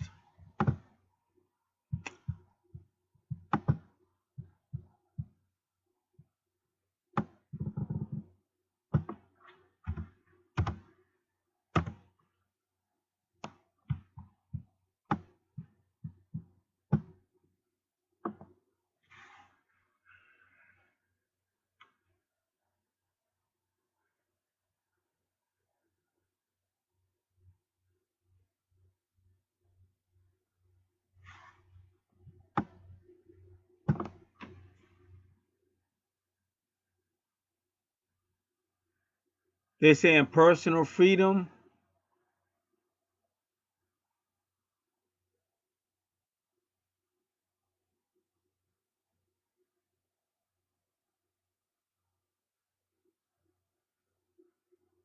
So they're saying number 50 tends to be kind of fun. But what's funny is, see, number 5 is your 5th house of Leo. That's your 5th house and your 3rd house are a lot alike in that they're both creativity and youthfulness.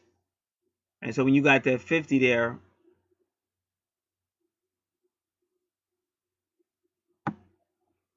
I think your twin is being shown to you in these numbers. Because these numbers are a little different than what's mainly on the chart. What's mainly on the chart so far is like aggression, almost to the point of saying like ruthless aggression. But when you get to the numerology, it's more like chill out, have fun, breathe. And then it says it again, sensuality again.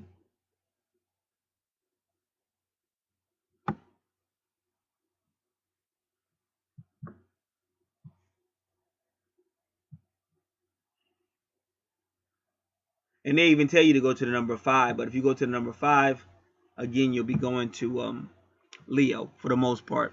And they say number 0. If you go to the number 0, you're going to 0 degrees, which is the tarot card, the Fool card. And the Fool card is just going out because the high priestess sent him out. And he's willing to go anywhere because he trusts the high priestess. And he's walking off a cliff and he doesn't even care because he trusts the high priestess so much.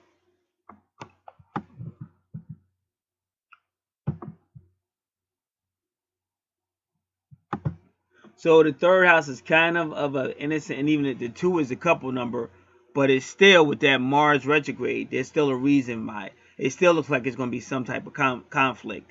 But let's look it up.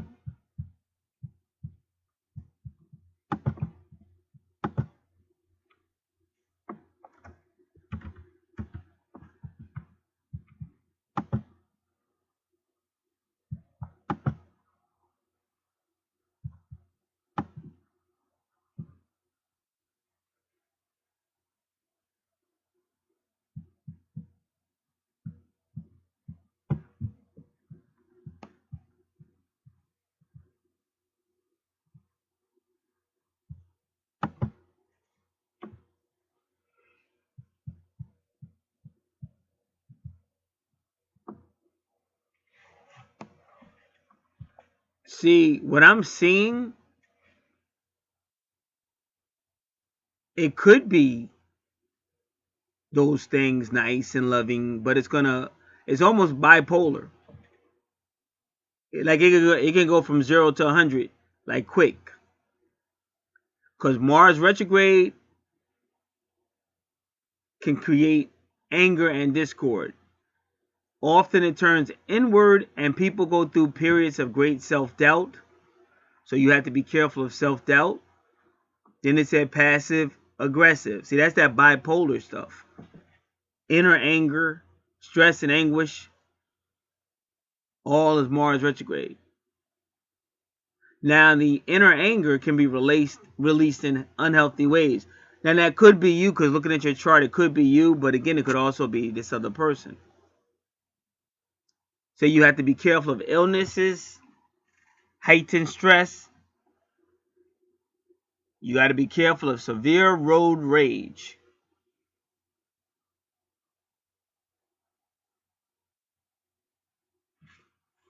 Short tempers.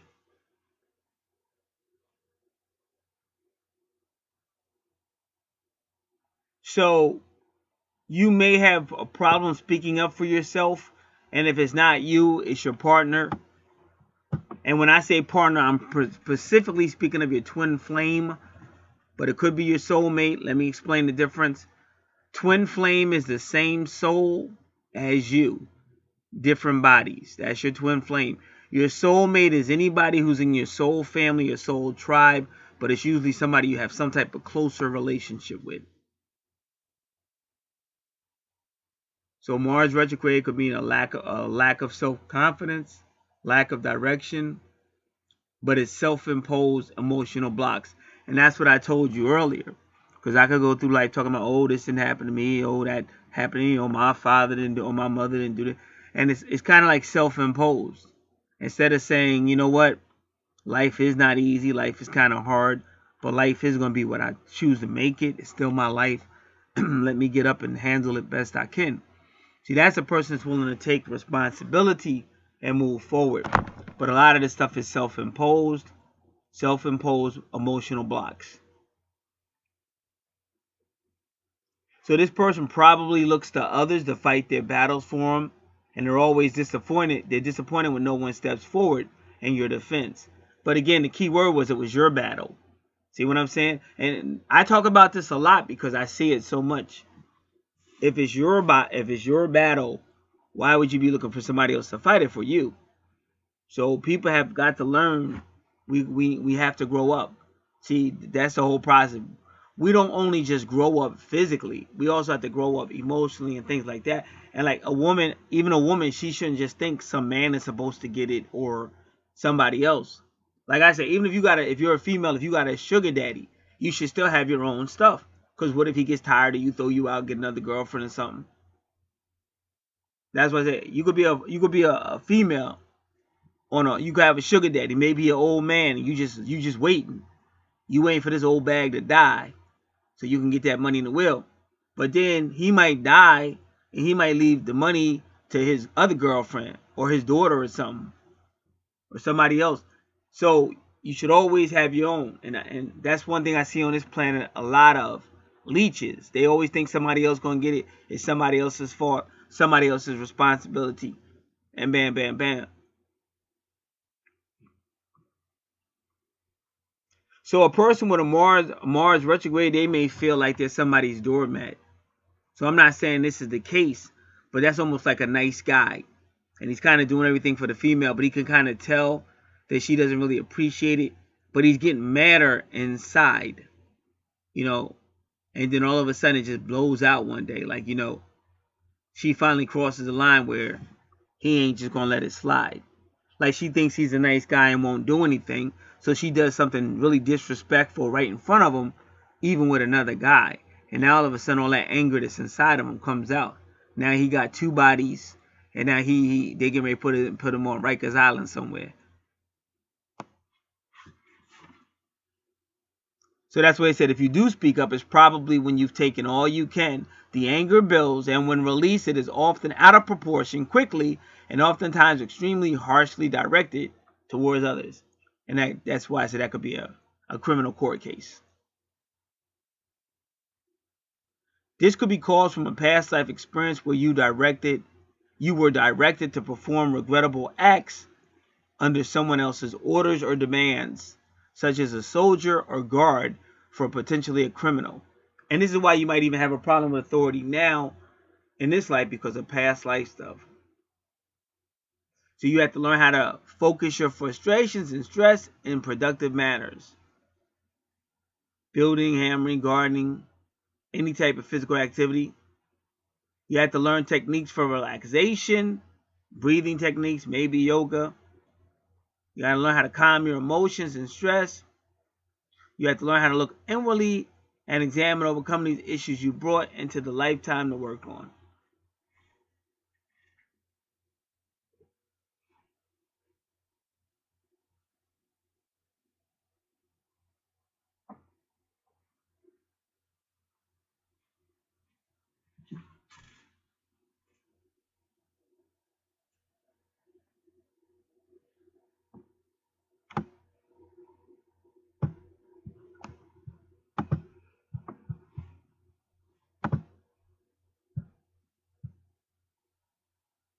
So like I said, that's what happens with relationships, because Gemini is kind of a little immature. Really smart and very creative, but a little immature. And Gemini does not like to go deep. All right, so we did your first house, second house, third house, fourth house, 10th house. Now, your fifth house is Jupiter retrograde. Now, what Jupiter retrograde really does is question belief systems. But Jupiter retrograde will also change its mind. Like, let's just say in September 2018, you said, that's it. It's over with. Done deal. Never going to happen again. That's the last straw. That's it. And that was September 2018. With a Jupiter retrograde in February 2019, you'll be like, you know, I miss so-and-so. You know, they really helped my life get a little bit better. You know, Jupiter retrograde will make you accept things you didn't accept before. But Jupiter retrograde also likes to question belief systems. So if that's in your fifth house, and it could still mean money, but the implication is you kind of like to make, you make fun out of stuff. Like you make fun out of like stuff like that. Like that would be your comedy. And I'm going to tell you, you probably could make good money doing it. Because this is the guy who takes belief systems and shows you how foolish they are. And that's what a lot of comedians do. The witty guys that make a lot of money. Like I know they don't like to talk about the guy anymore. But what was his name? C.K. Lewis. But he had an excellent comedy routine about banks and interest and all kind of stuff. It was hilariously funny.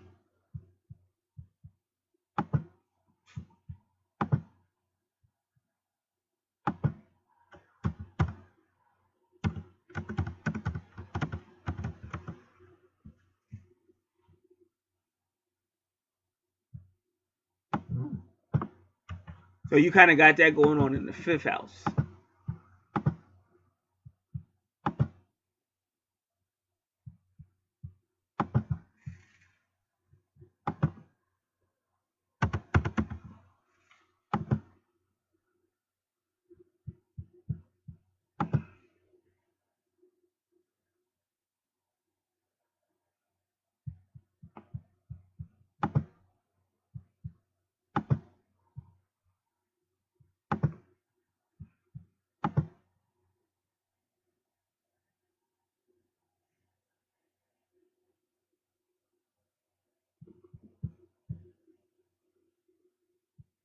All right, now your 13 degrees is the death card. That's Scorpio energy. So it's still dealing with your 8th house. But it doesn't necessarily mean death as much as it means transformation. But your 5th house is fun. Fun. Anything fun, childlike, fun. Could be sports. But it's anything that's fun. Creativity. Could be boldness. You know, Leo the lion. It could be romance. So yeah, that's another thing. So even if you really broke up with somebody because you got Jupiter retrograde in your 5th house, you probably would end up going out with them again. in whatever time period it took.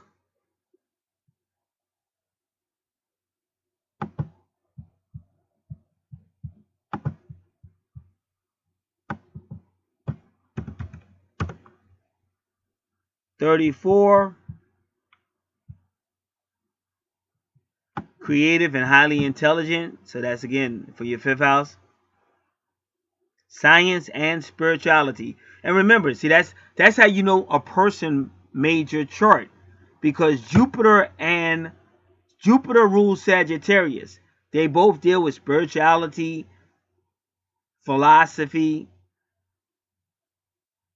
So it seems like it's fun for you to question like these belief systems or spirituality, philosophy, theology.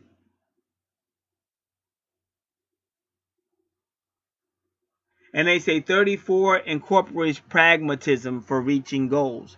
Whenever you see the word pragmatism, that's also Capricornian. Capricornian. This is inner wisdom, intuition. So again, this is the divine feminine, but it could also be your twin. Because this is the emperor. This is the high priestess. So this is creative wisdom and intuition.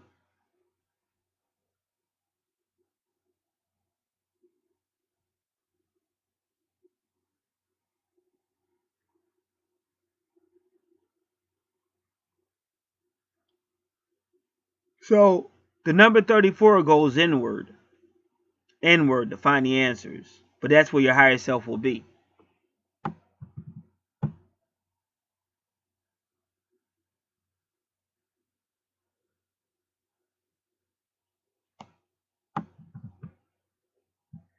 So introspection, analyst, creative, self-expression, optimism, spirituality, pragmatism. And that's fun for you. So if somebody, like everybody, like some people want to go out dancing, some partying, some out to dinner, some just getting out the house. But for you, your fun would be that type of stuff.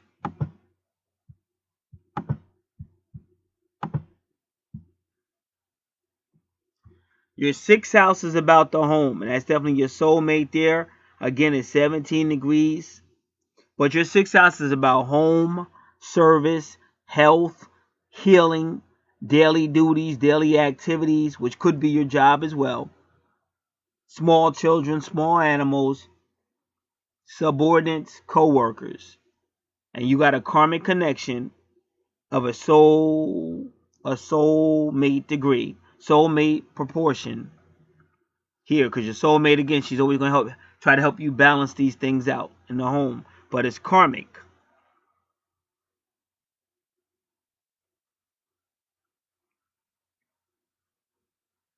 And you really want to know what that number 41 means. That's why I said every natal chart is different, and that's why people say, hey, you didn't do this on this natal chart, you did this, but you didn't do it on. Yeah, because it didn't need it. This one, those minutes are giving you information, and I'm pretty much, those minutes are giving you information primarily about his twin flame.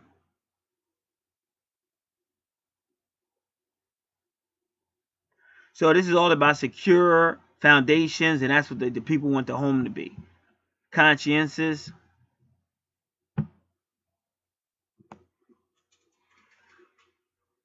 It's personal freedom, but the freedom is being used to focus on financial, physical, emotional security.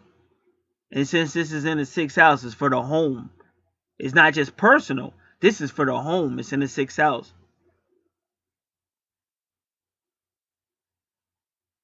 Now, 41 can also be sensual, adventurous, and has a quick wit. So this is your female. But see, that's the moon. That's what I'm trying to tell you. That moon on your chart is talking about your twin.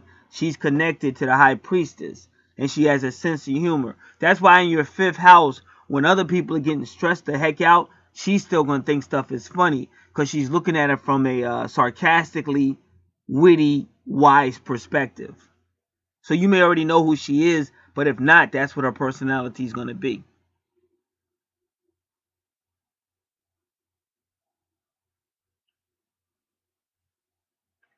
Now that 41 may be blunt. It's according to how it perceives things. And that's the vibration I'm getting off for her.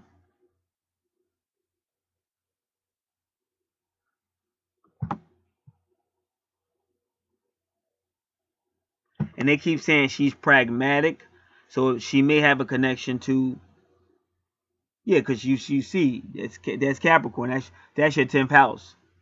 So she may be pragmatic too, or you're the pragmatic one and she's the witty one, something like that. Either way, but that's how it's going down. But I told you pretty much she is in your 10th house, and I told you 22 is really the twin flame number, but 22 is like fifth dimensional love. It's higher love, and that's usually the two twins together. And like I said, when people get past fifth dimension, believe it or not, it can be worked out, but our world is not perfect. Now, because we're talking about third house and fifth house, I'm going to try to explain something to y'all real quick. I'm going to try to show you how this really works. Now, let's just say you meet your twin and y'all worked at the same job, but neither one of y'all knew what twin flame was and all that, and y'all took each other through hell. And by the time y'all found out what twin flames was, y'all done hurt each other. So now you don't know if you want to be with them. Let's just say the female, she had an anger management problem or whatever, or she was very vindictive. So in the early stages, y'all didn't really know what twin flame was, but she wanted to hurt you for whatever reason. So now she's sleeping with somebody or sleeping with another guy.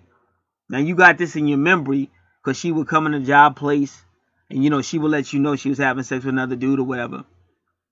Just the way she looking at you and smirking, all that bullshit. But y'all twin flames, so y'all can basically read each other's mind and shit. So you already know. So y'all got a bitter connection now because of all that bullshit. Even though most of that happened because y'all didn't know what twin flame was, or even when you began to know what a twin flame was, like y'all had so much love for each other, but it turned into so much hate or extreme emotion. Because this is how twin flames works. This is why they go into separation. So now, what happened? Let's just say you got fired because of her. Let's just say she was following you all around the building, but nobody knew. Nobody ever really caught her doing it. And you ain't want to blow her spot up.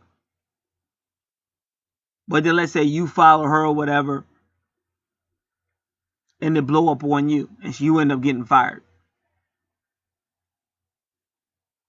So now you kind of mad about that because she didn't stand up and she didn't say shit and she was lying since you known her. Let's just say you worked with her for 2 years. So for the whole 2 years, she was always somewhat sneaky, a little manipulative, selfish, negative. Then she's sleeping with another dude. Now she's having kids with this dude. So now that you know what twin flames is, you're saying to yourself, well, no matter what she thinks is going to happen with her and that dude, the universe is going to break them up because she's supposed to be with me, but I don't even think I want to be with her because of how she treated me. And plus, I don't want to be raising nobody else's kids, especially under those circumstances. Because she should have been with me and she's sleeping with that dude, so I got a bad taste in my mouth. So that's going to always be a problem. Now, let's speed it up. Let's say 12 or 13, 15, whatever years go by, right? And maybe now because of that Jupiter retrograde, now you're willing to give it a chance maybe. But there's going to be other problems. See, what I'm trying to tell you is it could still work if both the twins talked to each other and really gave each other that support and that respect and that cooperation. But what happens is this is what I'm trying to tell you. She may still be talking shit. She may still be saying, well, listen, my children are always going to come ahead of you. Now, first and foremost, that's understandable, but that's not nice.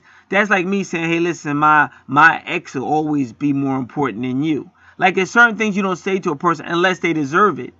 Like if they try to push themselves above your children, then I could see you speaking up. But if they've never been disrespectful, then you say something like that, especially in this case, because those are the same children you were sleeping with when you should have been talking to me. So I still got a bad taste in my mouth after 15, 16, whatever it is, 17 years. See, but this is how the real world works. So this is the reasons why they can't get together. And then what y'all don't understand is, which I hate bringing up, but it's a reality is, especially in families like that, step families, because like if she's got like 2 or 3 girls or whatever by that man, these are all teenage girls now walking around the house with this guy. So that might not go over so well. So it could be other problems in those areas. So what I'm trying to tell people that are listening, it could only be by sincere communications. It had to be very open, and the female would have to be mature enough to have those type of conversations. But all that stuff I just said, he'd be signing his own death certificate, because she already told. And it's funny because you got that 13 degrees in Leo in the 5th house, and that's death, because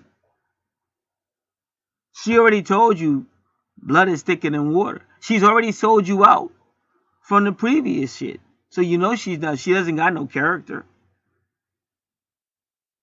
So you would be taking on like something that could get you really in car or whatever. Because a daughter could lie for no reason. Like I've seen it. Oh, he did this to me. And then you got a SWAT team on your ass and shit. And you ain't even do nothing.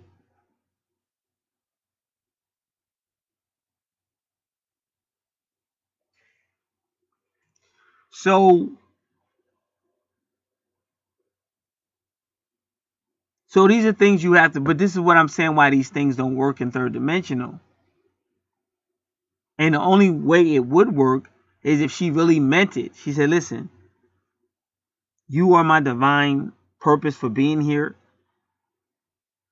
I take this very seriously, and I always want to talk, and we'll work out whatever we need to work out.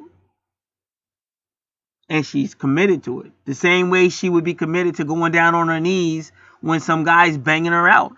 Like, let's keep it 100. Let's keep it 100. Because in third dimensional, what we commit to is purely garbage. But we don't commit to family. We don't commit to fidelity. We don't commit to God. We don't commit to anything that matters. But if it's third dimensional animalistic, hey, let me spend 10 hours playing a fucking video game and I'm fucking 30, 35 years old. A grown-ass man still sitting there in my chair gaming it. But I won't do something that a man should be doing. I'd rather act like I'm still 16 or 17. This is what we see out here in third dimensional. And again, why do I do what I do? Because I know people are listening. And hopefully somebody will wake up. Or even this person who purchased this service, maybe he'll think about it.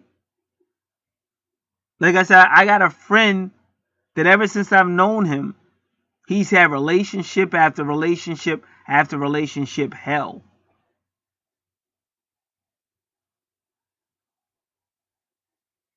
He even went as far as to start manipulating women and trying to use women for his own purpose. But then he came out of that because I told him, I said, don't do that. I said, that's bad karma. So I was constantly telling that dude, I know you're frustrated because women are always breaking your heart, but don't do that. Don't manipulate them, because you got to remember the source of everything will always be female. So that's the worst mistake you can make, is trying to hurt some female. The source of everything will always be female. There's metaphysical laws that you better not break.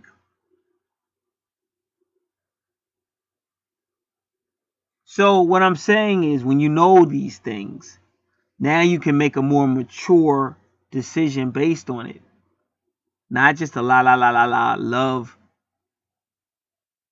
Because as you see, this is why there's so many videos on YouTube about twin flames and twin flames separation and all these twin flames.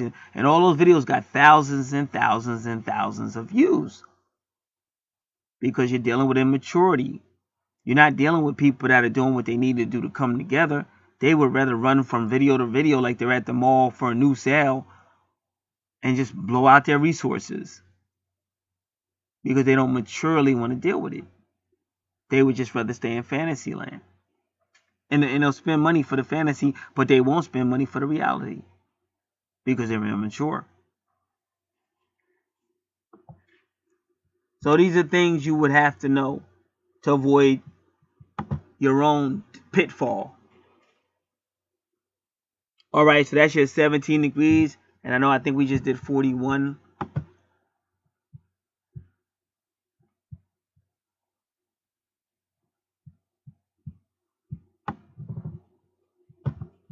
And your palace would indicate you and your soulmate.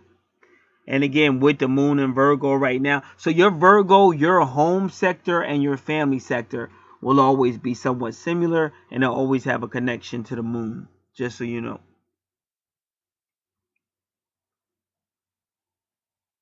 All right. Finally, we step into your, let me make sure. Yeah, your 7th house.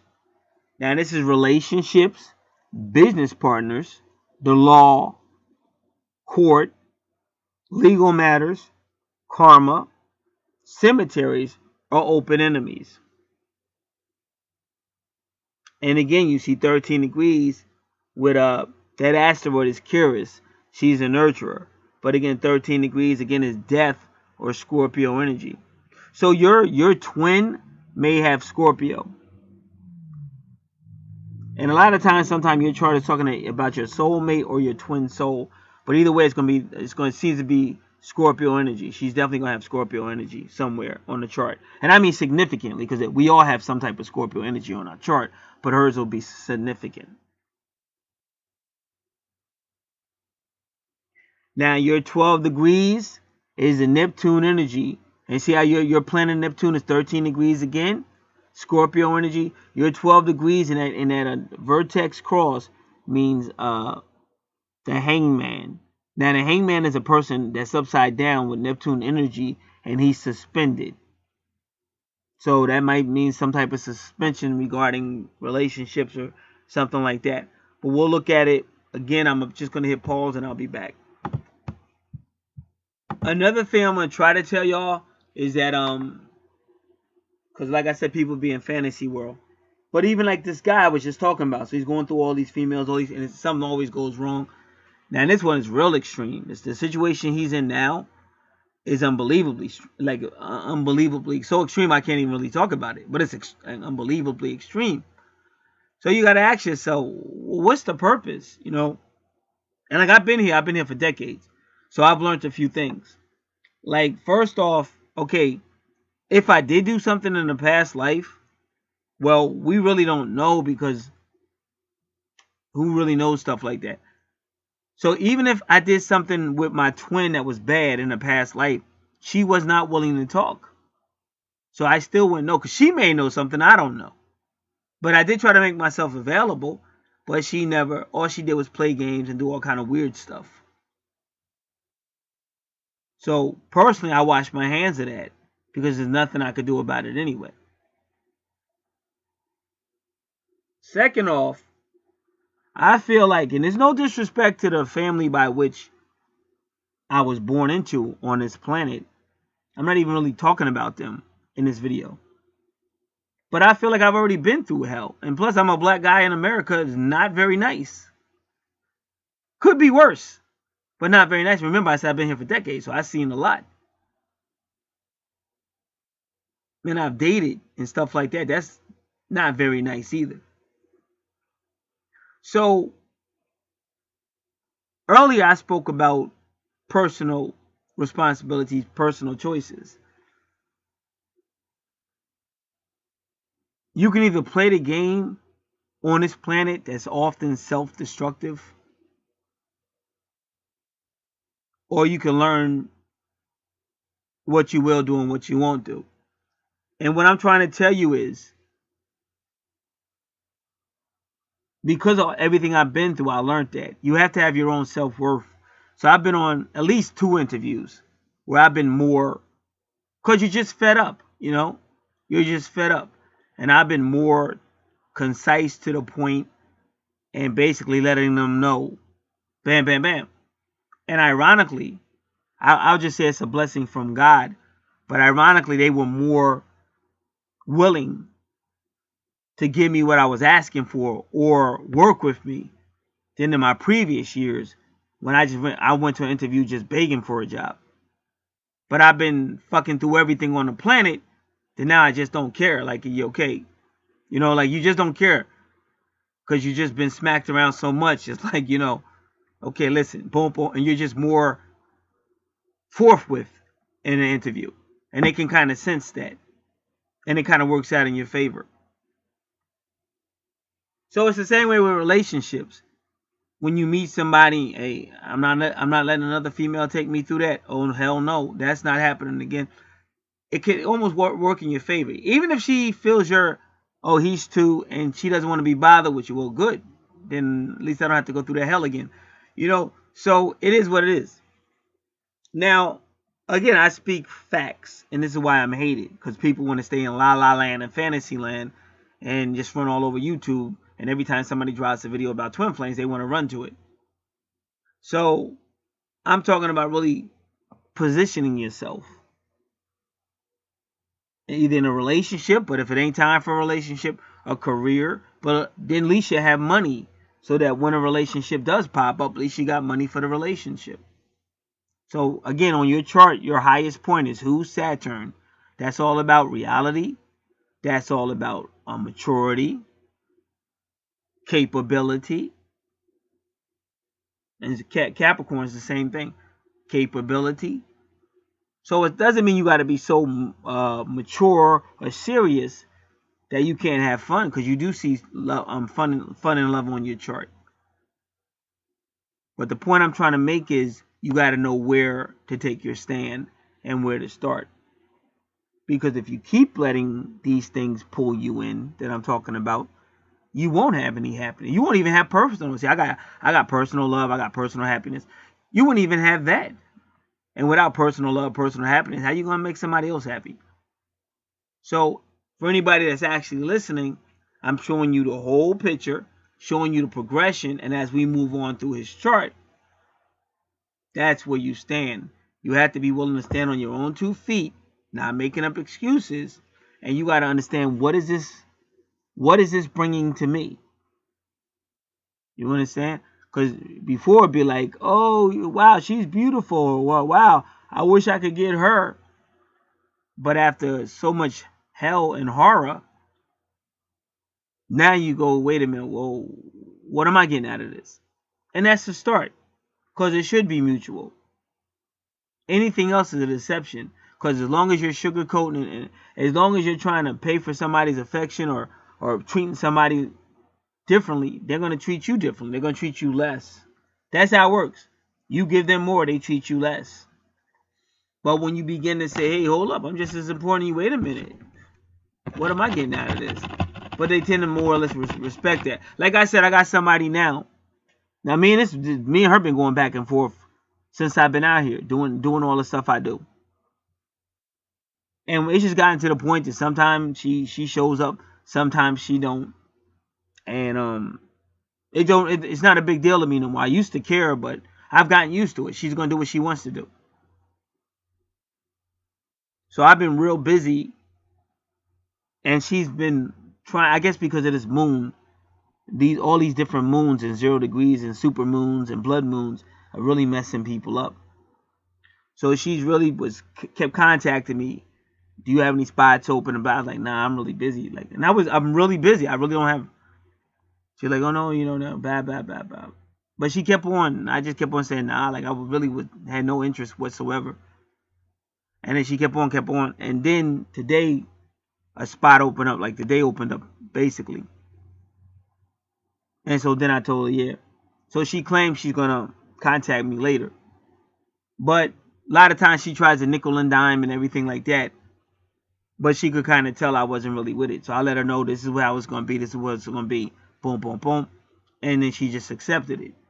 What I'm trying to tell you is the more you're like that with people, the more you'll be respected. It has to be that way. See, I keep telling, I've been here for decades. Like in the 80s, I was a good guy going to religions and doing all the work, but never got the positions. And a lot of nepotism, if you know what that means. A lot of backstabbing, betrayals. Like I know human nature. Like I know the day is Wednesday. Like I know human nature. I can basically tell you what's gonna happen because I done seen it. So basically, that's what I'm trying to do with the chart, just so he knows. Because believe it or not, if he gets what I'm telling him, he'll be more inclined not to follow those Aries and stellium impulses. Because to me, it'll be your own demise. Like I said, I was going to say that, but they already said it. You'll rise, but then you're going to fall even harder.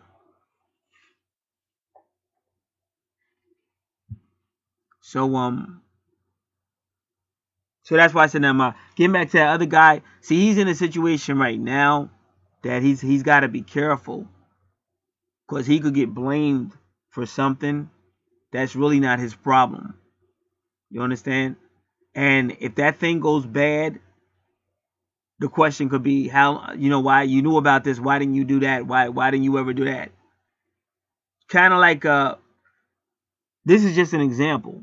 But if you're living with somebody that has a drinking problem and it's kind of like dangerous, and you don't never make a call or whatever, the cops could charge you. Like if something happened to that person, the cops could charge you because they say you knew about it and you ain't made no type of phone call. And maybe if you made a phone call, that person would still be alive.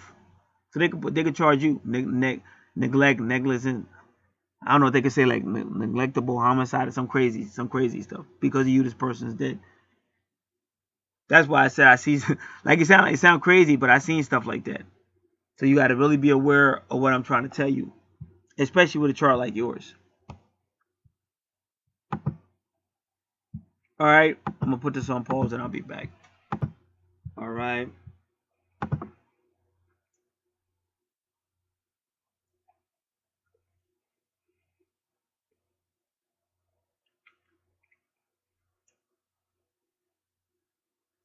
So it's gonna be some type of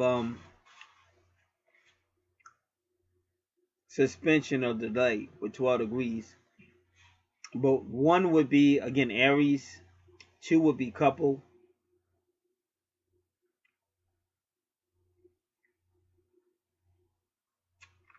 so that might be the delay going from the I am first house of I am all about me to number two, which is we, the couple, and number two is the number of the high priestess as well. Now, you also have the Archangel number 1212. In a case like this, you look at it, just give me a moment.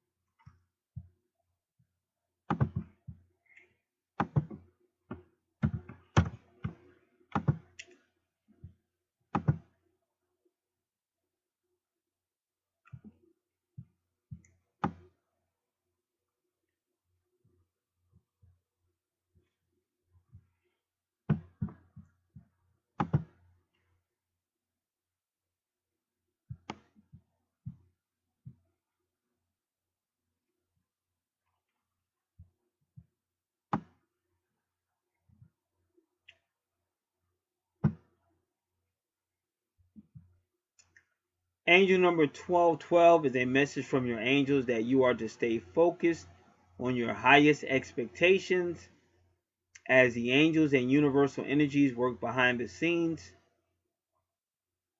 helping you to manifest your wants, needs, goals, and desires.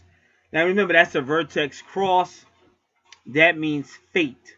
Something in your life that's fated would happen there, especially in relationships or business partnerships. Anything I just said, that means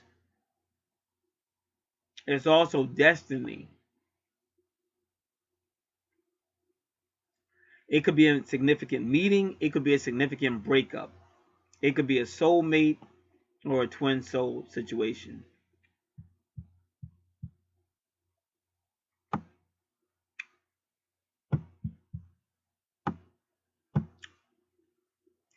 Angel number 1212 is a powerful sign that you are to step out of your comfort zone and take new directions and or begin new projects and ventures that you have been wanting to do for a long time now. Angel number 1212 encourages us to release our fears and apprehensions and get on with pursuing our passions and purpose. So again, that's her. That would be your twin soul, your twin flame. Same thing. She's going to help you with whatever things are holding you back. And a lot of that stuff is 12th house stuff. And she's trying to teach you passion and life purpose.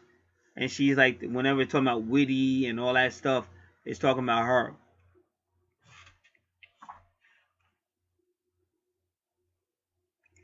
Angel number 1212 asks you to stay on a positive path and to use your natural skills, talents, and abilities to their utmost for the benefit of yourself and others. Use positive affirmations and visualizations. You may already know what that means. Well, career-minded, I know you know what it means. Because you know what your goals are, you know what your agenda is, you know ain't nothing going to stop you. You're going straight ahead. But in life, positive affirmation is like saying, I will do better, or it's a great day today, or nothing will hold me back. And even visualization, visualizing what you're looking to accomplish. And when you do that, you'll enhance energies and you will draw these energies towards you. The more you focus on the positives, the quicker they are manifested into your reality. And she's going to help you do that with 1212. Which is also like 3-3.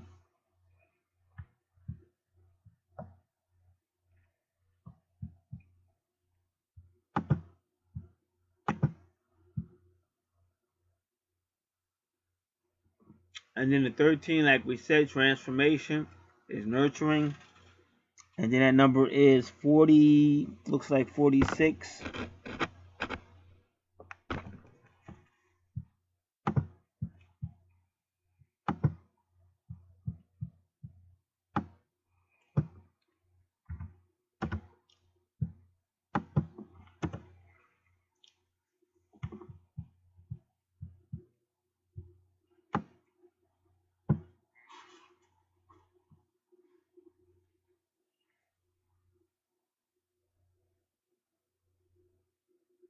Once again, it's still talking about building a secure foundation for the future.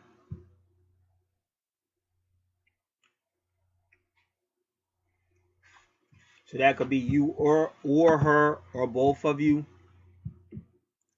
Self-determination, self-sufficiency.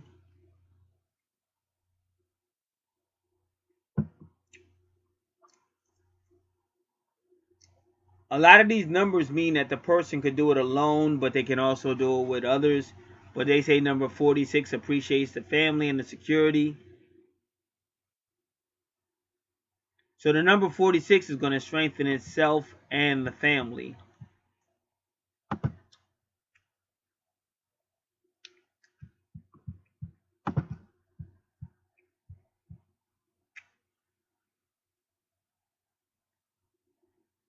And then they use the word pragmatic again. Pragmatic.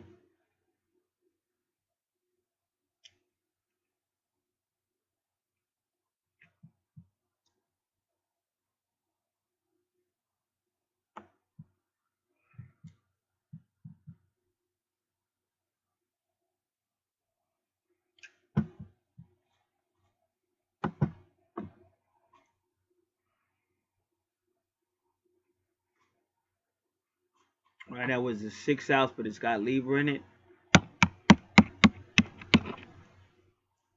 Yep, so that's the home, but it has the Libra in it.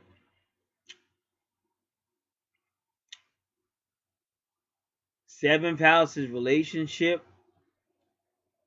And ironically, the only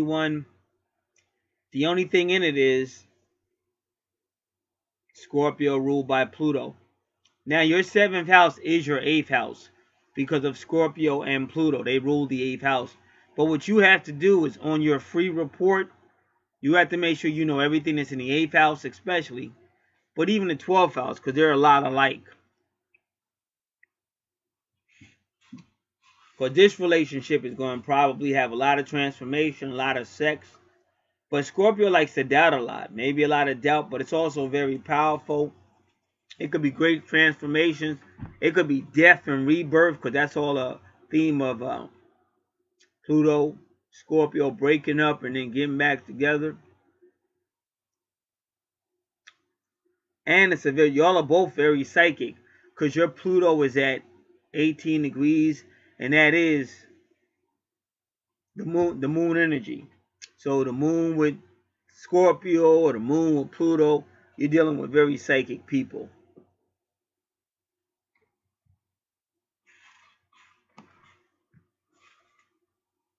So let's get that number 40.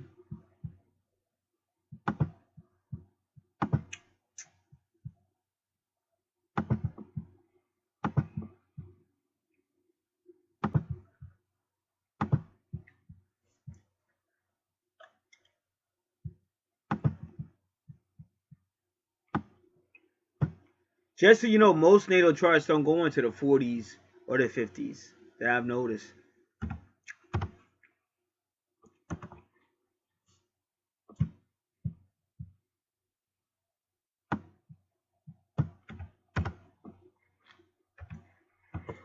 Excuse me. The number 40 means highly practical and conscientious energies. So like I said, it's almost like, it's kind of weird, but you might figure this out. Because sometimes it seems like they're implying both of y'all will be like practical and Capricornian energies and stuff. But there's a smart aleck in it.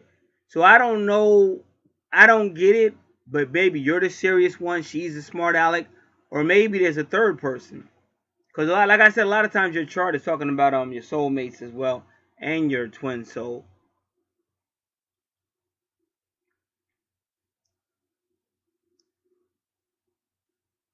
So they said 40 is a limitless 4.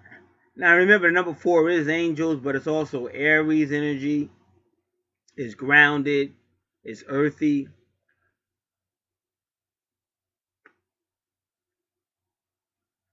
So 40 is a number for dignity and worthiness.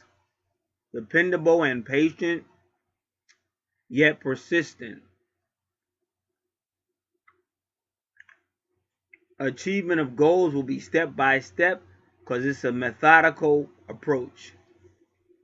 And ironically, this is in the 7th house of relationships. And they still talking about building a more secure foundation for the future.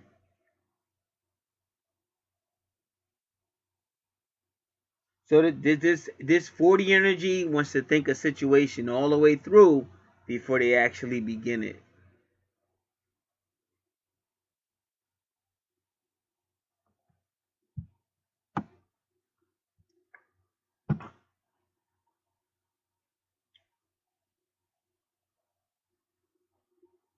So it's still pragmatic, but that's Capricornian. Dignity, security, focus, method, dedication.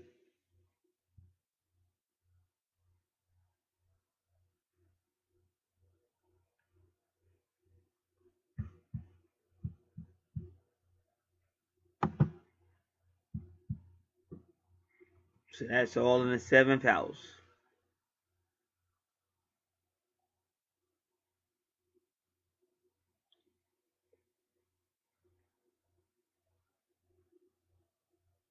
All right, 9th house. Now, the 9th house is Sagittarius. Now, this is ruled by Jupiter, and Jupiter's in your 5th house. Sagittarius deals with higher courts, higher laws, in-laws, long distance, maybe even family far away, foreign language, things like the internet, religion, philosophy. You say, hey, that person has a lot of class, so class.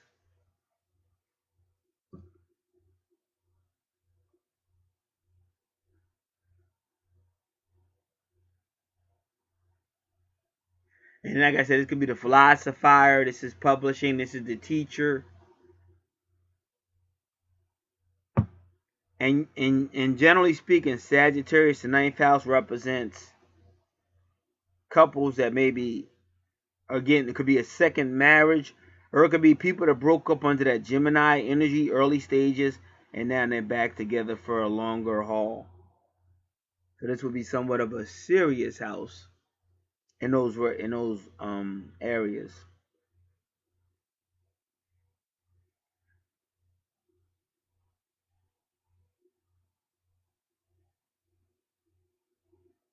Now, that circle with the X in it is called part of fortune, which is also good fortune. So we're going to look that up at 3 degrees.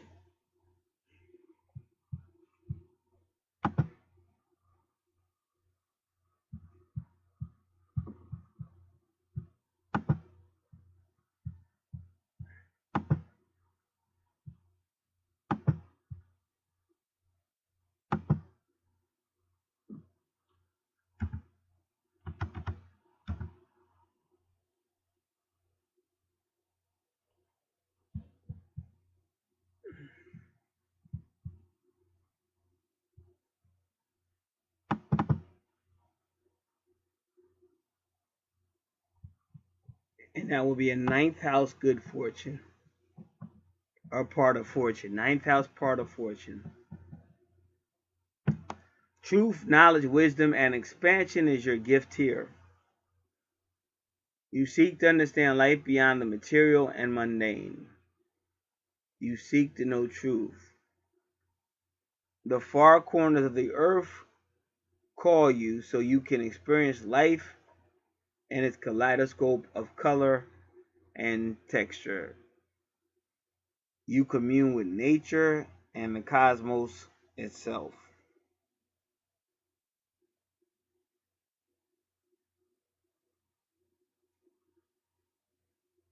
The opposing position is the third house of communication, but it is communication without deep understanding. It is often about defending your position and speaking at someone, or preaching, lecturing, commanding.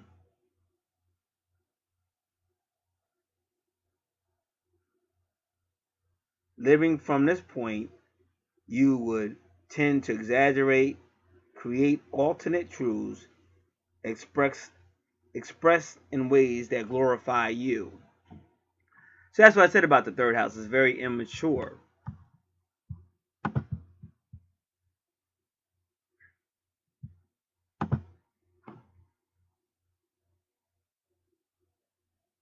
So, yep, that's what it is. So, your third house represents all that drama I was talking about. But your ninth house, now it's a little bit more mature, a little bit more maturity. So, this could be after years or whatever. Maybe, people grow up, an age difference. Could be a different person, but it could be the same person, but just after a period of. Because notice how you don't start seeing. See, you see Juno and you see Venus together. Now that's serious love. But you gotta really look at it.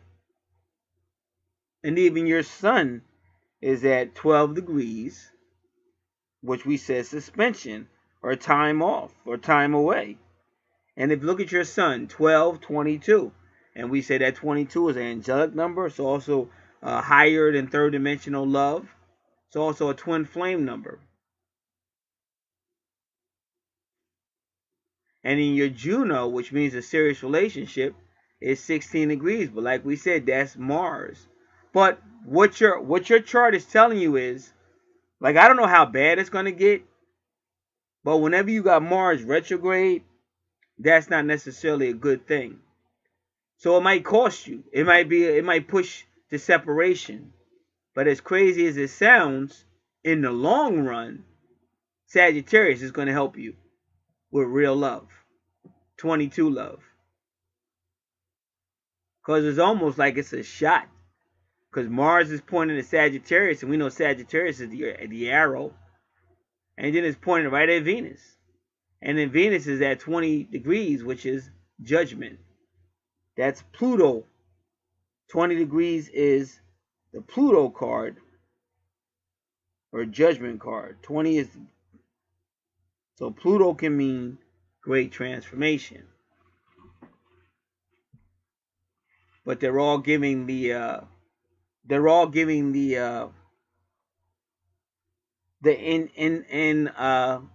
insinuation that it's going to be after a period of death or separation. And that's what Pluto can mean. But then it's going to be a rebirth.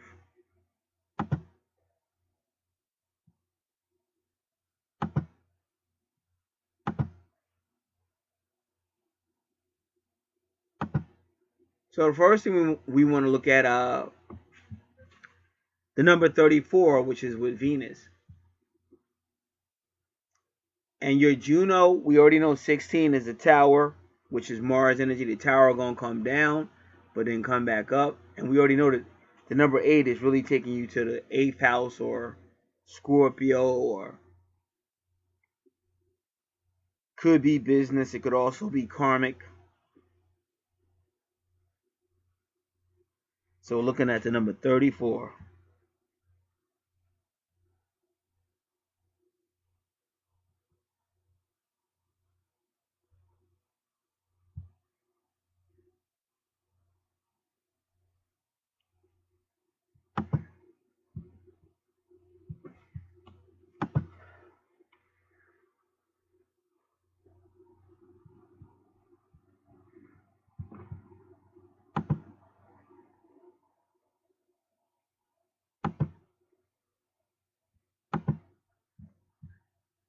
Now, I hope this isn't the meaning, but it's almost implying to me that maybe that's one of the reasons why they break up, because maybe his other half in the earlier stages of the relationship is somewhat of a comedian, and he's not too cool with that.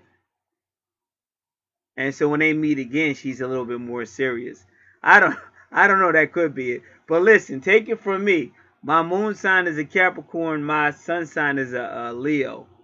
But nothing on this planet is so serious that you can't have a sense of humor. And I've done it all. I've done it all. So that's one thing I learned. Nothing on this planet is so serious that you can't have a sense of humor.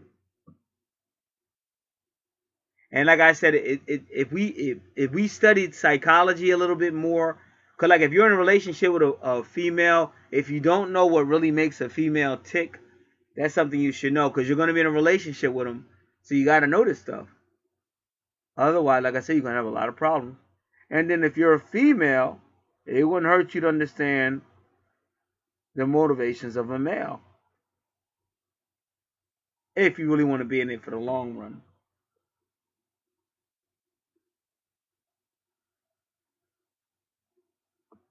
All right, so let's get to this number 34.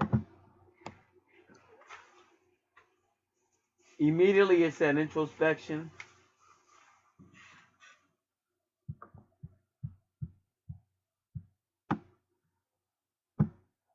Creative and highly intelligent. Science and spirituality.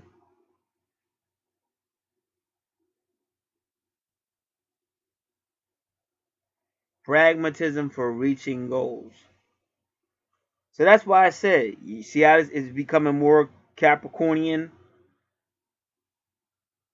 because I kind of get the feeling that her sense of humor in the earlier stages of their relationship, he's not going to like it too much.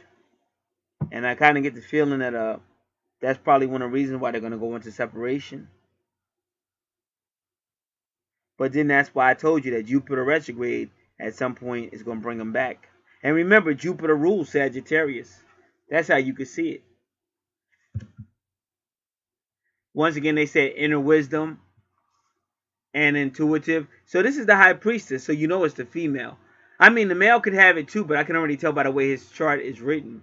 See, she becomes what he needs. See, like I said, the whole twin flame thing, and to be honest with you, because my twin in the early stages was like that. You know, just an asshole, to be quite frank.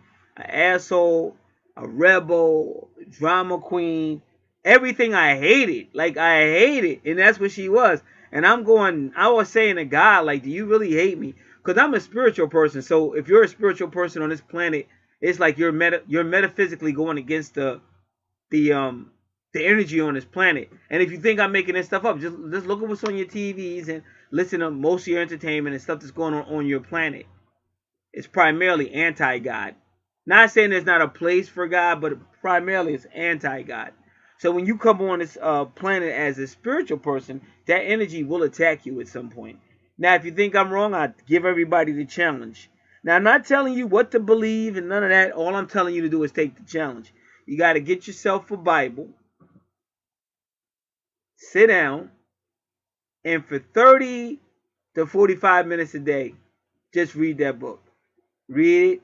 And I mean, really, take notes. And don't see, and then ask yourself, what did you learn? And also try to set some goals based on what you're reading.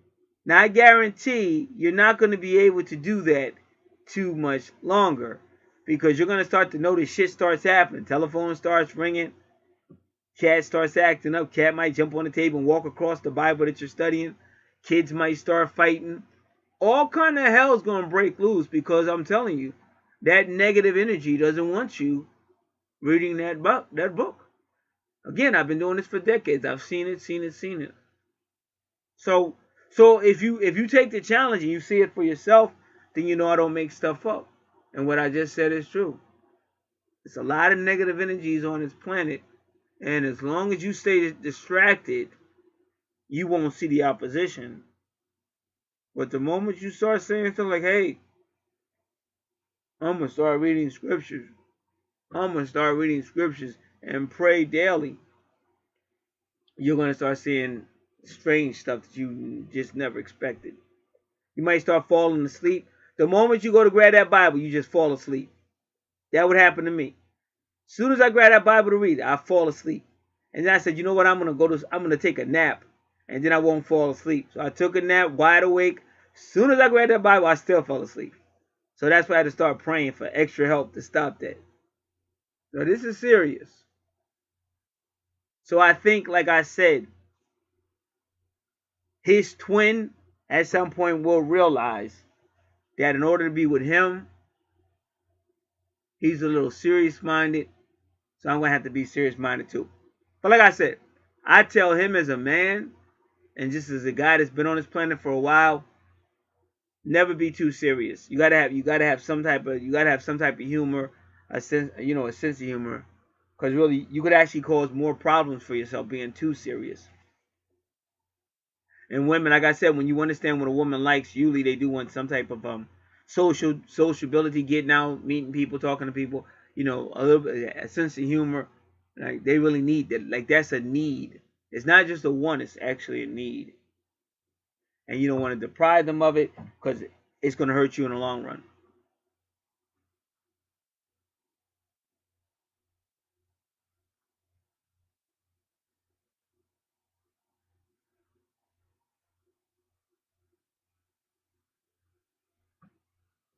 So 34 is good for meditation. 34 looks inward for answers.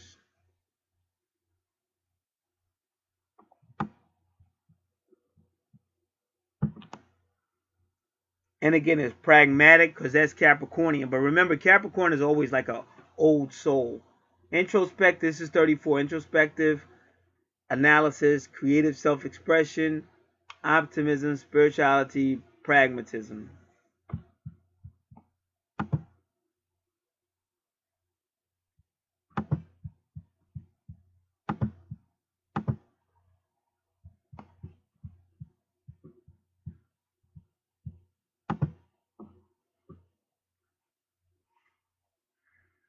All right.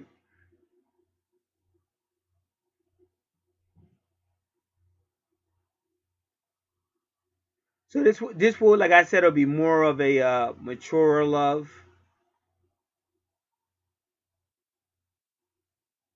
fueled by the sun,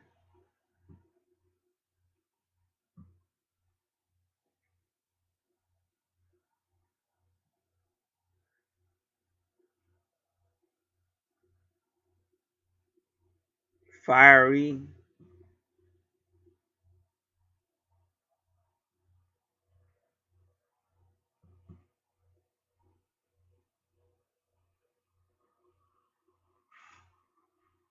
All right, so that was the ninth house, and then the 10th house where the stellium is, we already covered it.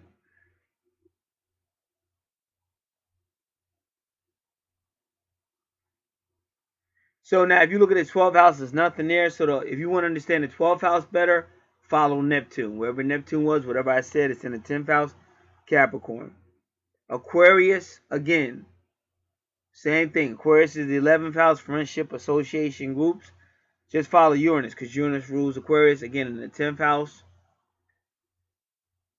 And the 12th house ruled by Pisces. Inspiration, what's in your subconscious mind, buildings. Again, getting to know people. Not sacrificing yourself so much that you burn yourself out, because the 12th house is the house of undoing, or martyrdom, when you help out so much you actually burn yourself out.